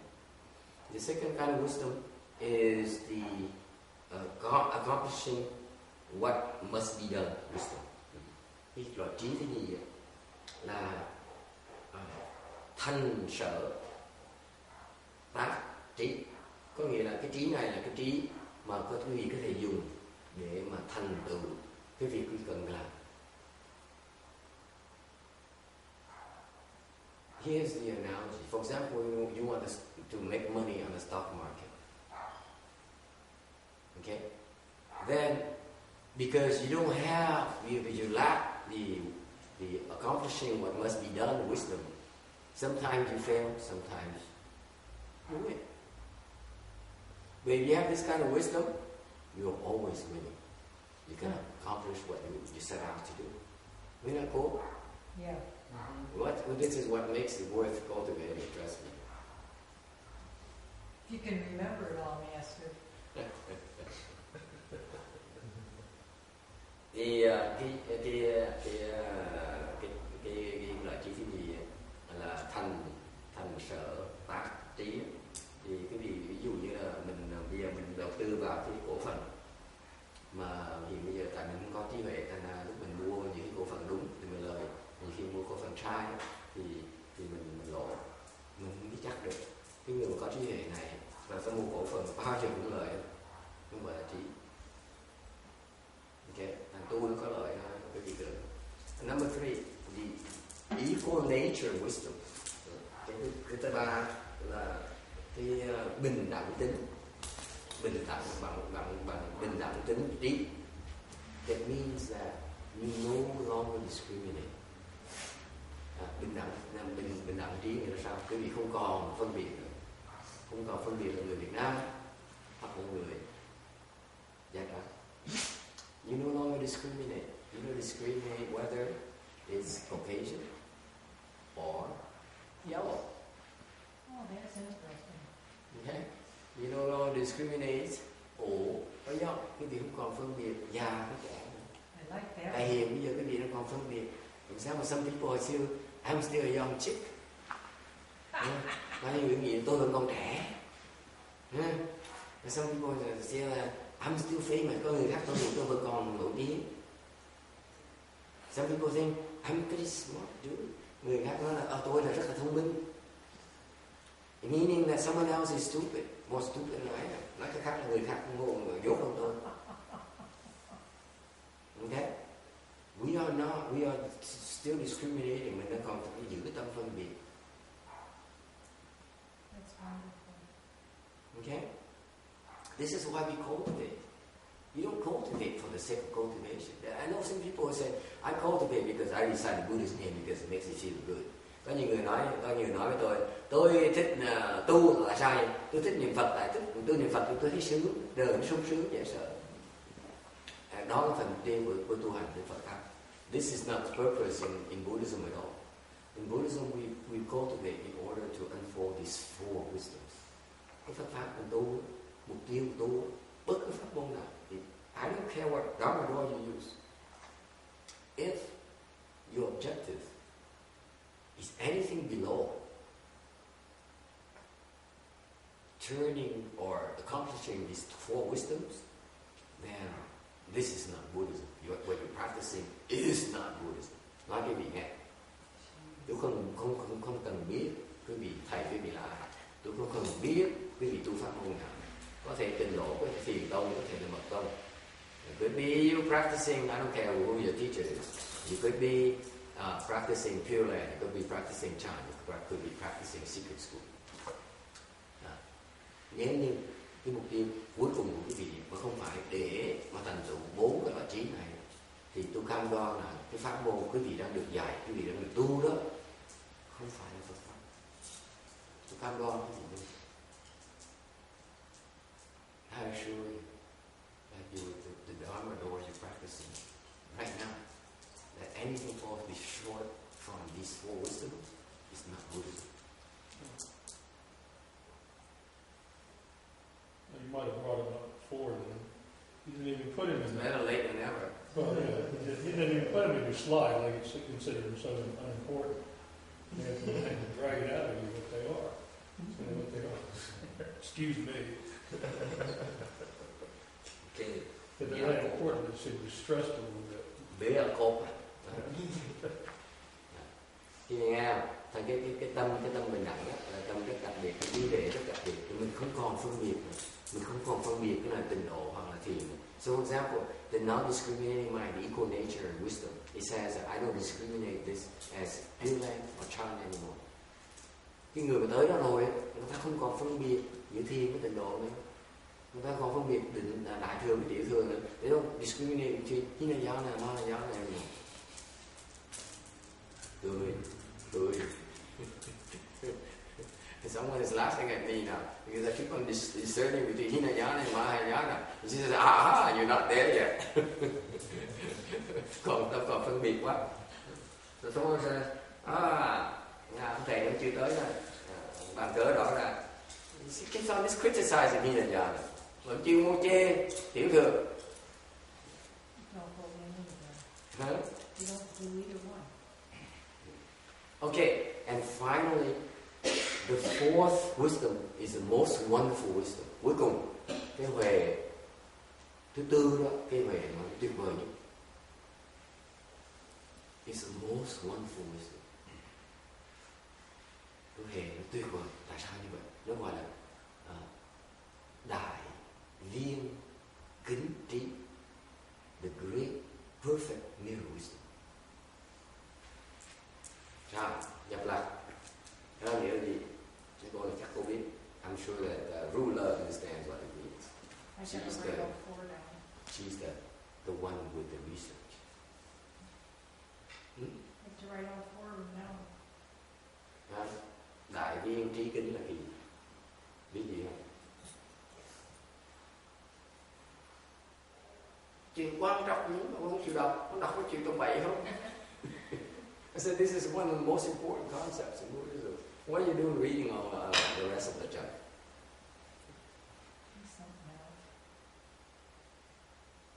I can't picture what it means. Just give me the four words again, maybe I'll even have them in. Great. Understand. Perfect mirror wisdom. Đại viên kính trí. Học Phật Pháp không biết cái chữ này là chết. Là quý vị học trật chỗ rồi. Tôi rồi trật pháp môn rồi. I'm saying that you study Buddhism, you don't understand these precepts, these concepts. And then you learn the wrong kind of Buddhism. What is a great perfect mirror wisdom? I think Thomas is looking for it now. Google it. Wikipedia. Google it? Okay. Google it. Okay. Cái là gì? Trời, mấy người tu mà. I mean, you've been cultivating for 20 years now. Tôi đã 10 năm rồi. Tôi vẫn không biết là đại viên kính trí là cái gì hả? Chết chấp. What is it? Why is it so wonderful? It's a whole concept.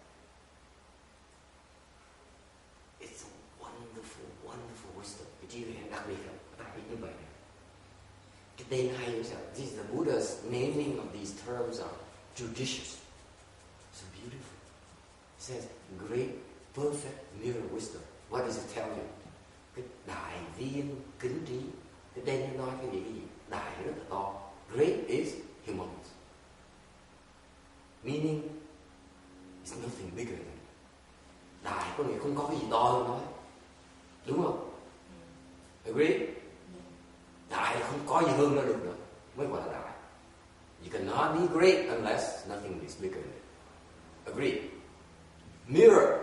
Great, perfect. Viên nghĩa là sao? Viên có nghĩa là nó hoàn toàn không có một cái gì có thể sai được. It's perfect. Nothing can go wrong. Nothing can go wrong. Is it clear? There's no error possible. Viên có nghĩa là không thể nào có sự sai lầm được. False. That's why it's perfect. Bởi vì gọi là viên là không thể nào sai lầm được. Không có sự sai lầm được. Mirror. Kính. What does it tell you? What is a mirror? Reflection. It reflects. Hi, Charlie. Scared the heck out of the dog. Now he runs to. He's moving now. Moving target. Let's see where he finds the safest spot. I'm curious about At it. the door. Yeah, they have the sensors. They will Right find there. where they feel safest. Behind Thomas, you see. Kính nghĩa là sao? Kính là cái gương có nghĩa là nó làm gì? Nó phản ảnh lại thôi. The mirror, what does a mirror do? What does a mirror do? It merely reflects.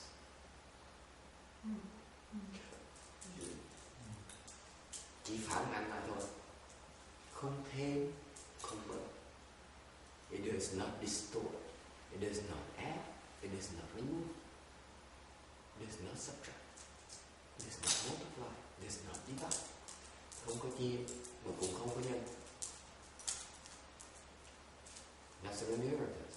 So now you have a great, perfect mirror wisdom. Thành cái đại viên kính trí. Nghĩa là sao? Là cái trí này nó giống như một cái gương mà nó lớn không thể tưởng tượng được. So this wisdom is like a humongous mirror that is so perfect. Cái kính này, cái gương này nó hoàn hảo, giống như mà nó to lớn không thể tưởng tượng được, đến cái độ mà bất cứ gì nó hiện ra nó chỉ phản ánh lại thôi.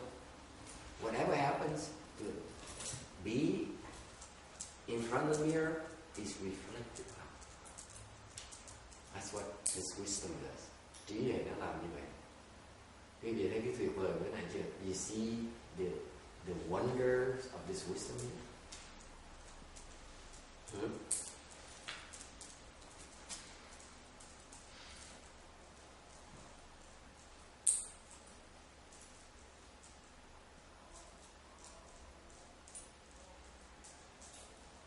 It reflects everything.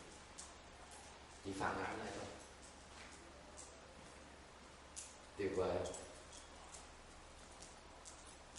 You see, right now, you are not capable of doing that. Hiện bây giờ quý vị làm gì không được. Because, tại sao quý vị làm không được? If you're the mirror, lấy quý vị là cái gương, and I show you this to you, lấy quý vị tôi đưa những cái chai nước này trước mặt quý vị. What happens? An image of this will manifest. Cái hình là của cái chai nước nó hiện ngay lập tức, là cái gương nó phản ánh rồi. And what else happens? Thì gì xảy ra nữa? You add something on top of it. You say, it's a small water bottle. You add an adjective. Ý tôi nói không? Là cái gương quý vị hiện bây giờ quý vị chỉ phản ánh được cái chai nước này. Cái điều phải phản ánh chai nước không, cái điều thêm một tí nữa. Vì nói là đây cái chai nước nhỏ. Có chai nước khác nó to hơn nhiều. Cái loại này là chai nước nhỏ. See, you are incapable of simply merely reflecting things without adding or subtracting. Hiện bây giờ tâm tư chúng ta không có thể nào phản ánh lại được bất cứ cái gì mà không trừ hoặc cộng thêm vào. Tôi không thích chai nước này, cái màu xanh nó xấu. You say, I don't like this water because I don't like blue. I'd rather it be violet. You add it, you process it. Quý vị đang huy động cái suy nghĩ của quý vị. Còn cái đài viên kính trí đó, nó chỉ phản lại như vậy thôi, không làm gì nữa. Mới gọi là tuyệt vời. That's why it's so wonderful. It's wonderful in that it's perfect. And wonderful in that it is absolutely accurate. Nó tuyệt vời tại vì nó có thể phản ánh lại một cách chân thật. Nó không thêm. Hiện bây giờ bất cứ chúng ta cái gì chúng ta làm có thể không. Because right now, for what we are, everything we do has an addition or a subtraction.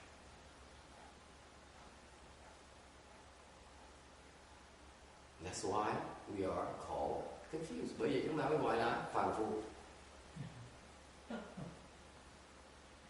We are constantly adding or subtracting. Chúng ta luôn luôn đang thêm hoặc là đang bớt. Thêm cái gì, bớt cái gì? What are you adding or are you subtracting? Please tell me. Nói tôi nghe. Quý vị thường thêm cái gì nói tôi nghe. You are constantly adding things you like. Quý vị cứ muốn thêm cái gì mình thích.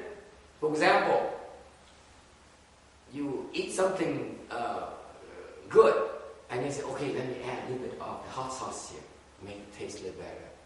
Những vị đã ăn ngon thì bỏ ra múc thêm tí đồ cay tí chẳng ngon hơn thêm là cái gì đó thêm, you add it, right? And what are you subtracting? Từ bi. You subtracting things that you do not want people to know.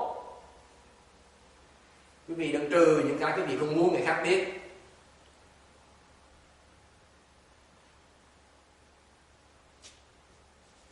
Okay? Me angry? Never. Nào như nói là tôi mà giận nữa hả? No.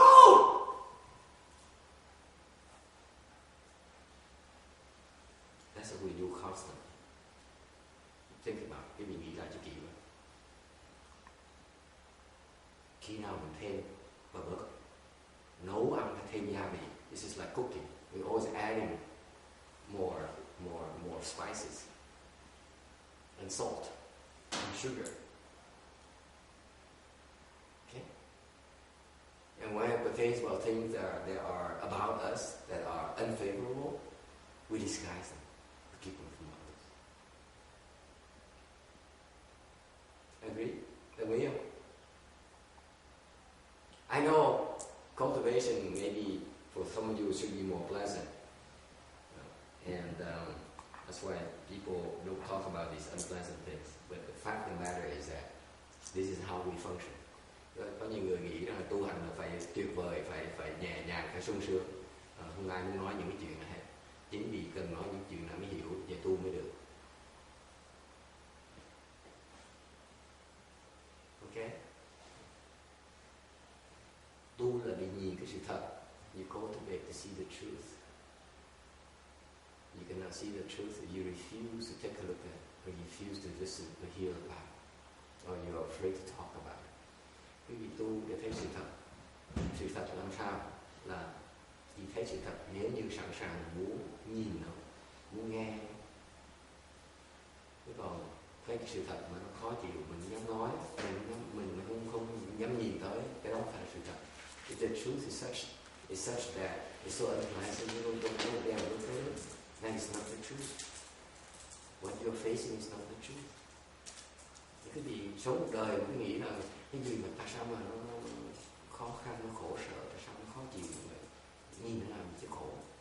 Thì như vậy thì quý vị không bao giờ thấy được sự thật. If you live your life like that, you go to bed like that, you say, why is it so unpleasant? Why is it so hard? You're like that, you cannot see the truth. It is what it is. Okay? Questions or comments? Ai kiến thắc mắc gì không?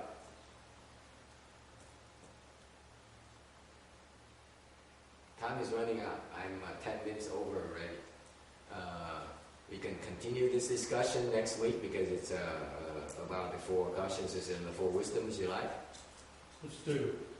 Maybe you could write it out. I don't think I can wrap it up in a few minutes. Không thể nào nói vài phút mà vẫn tắt xong không thấy được. Because these concepts are important. I feel that these are the things that most monks and nuns don't dare talk about because it is very difficult to grasp and because it's very difficult to face. Lý do mà mình có thể muốn tuần sau là nói chuyện lâu hơn một tí là tại vì nó không thể vắn tắt nói xong được. Tại vì những cái quan niệm này nó quan trọng lắm. Phần lớn những người mà tu hành nó không dám nhìn những cái quan niệm này tại vì nó sợ là nó khó mà đối phó, khó mà hiểu được. Okay?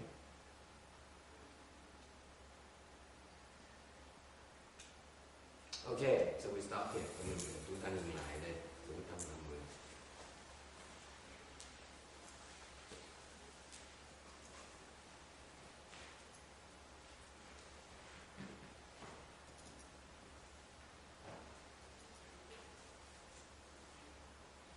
And that's one of the reasons why I didn't add any more slides, because it depends on people's interests. I don't know how far I could go. If we I see. Right. just a tiny note on pagination. If you do put another slide in, you can just say 450A rather than renumbering all the rest of the slides. So it's all automatic. It doesn't Oh, matter. it does like it. It's automatic. Okay, that's transference, and then go ahead on our merry way and have a good afternoon on the first of the year.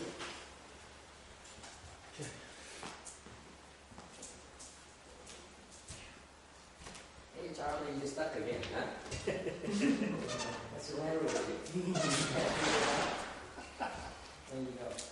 Good boy. He just wants to go outside, doesn't he? Okay, it's page 38, please. No. This one is all you chỉ làm cái này đằng sau mình xong.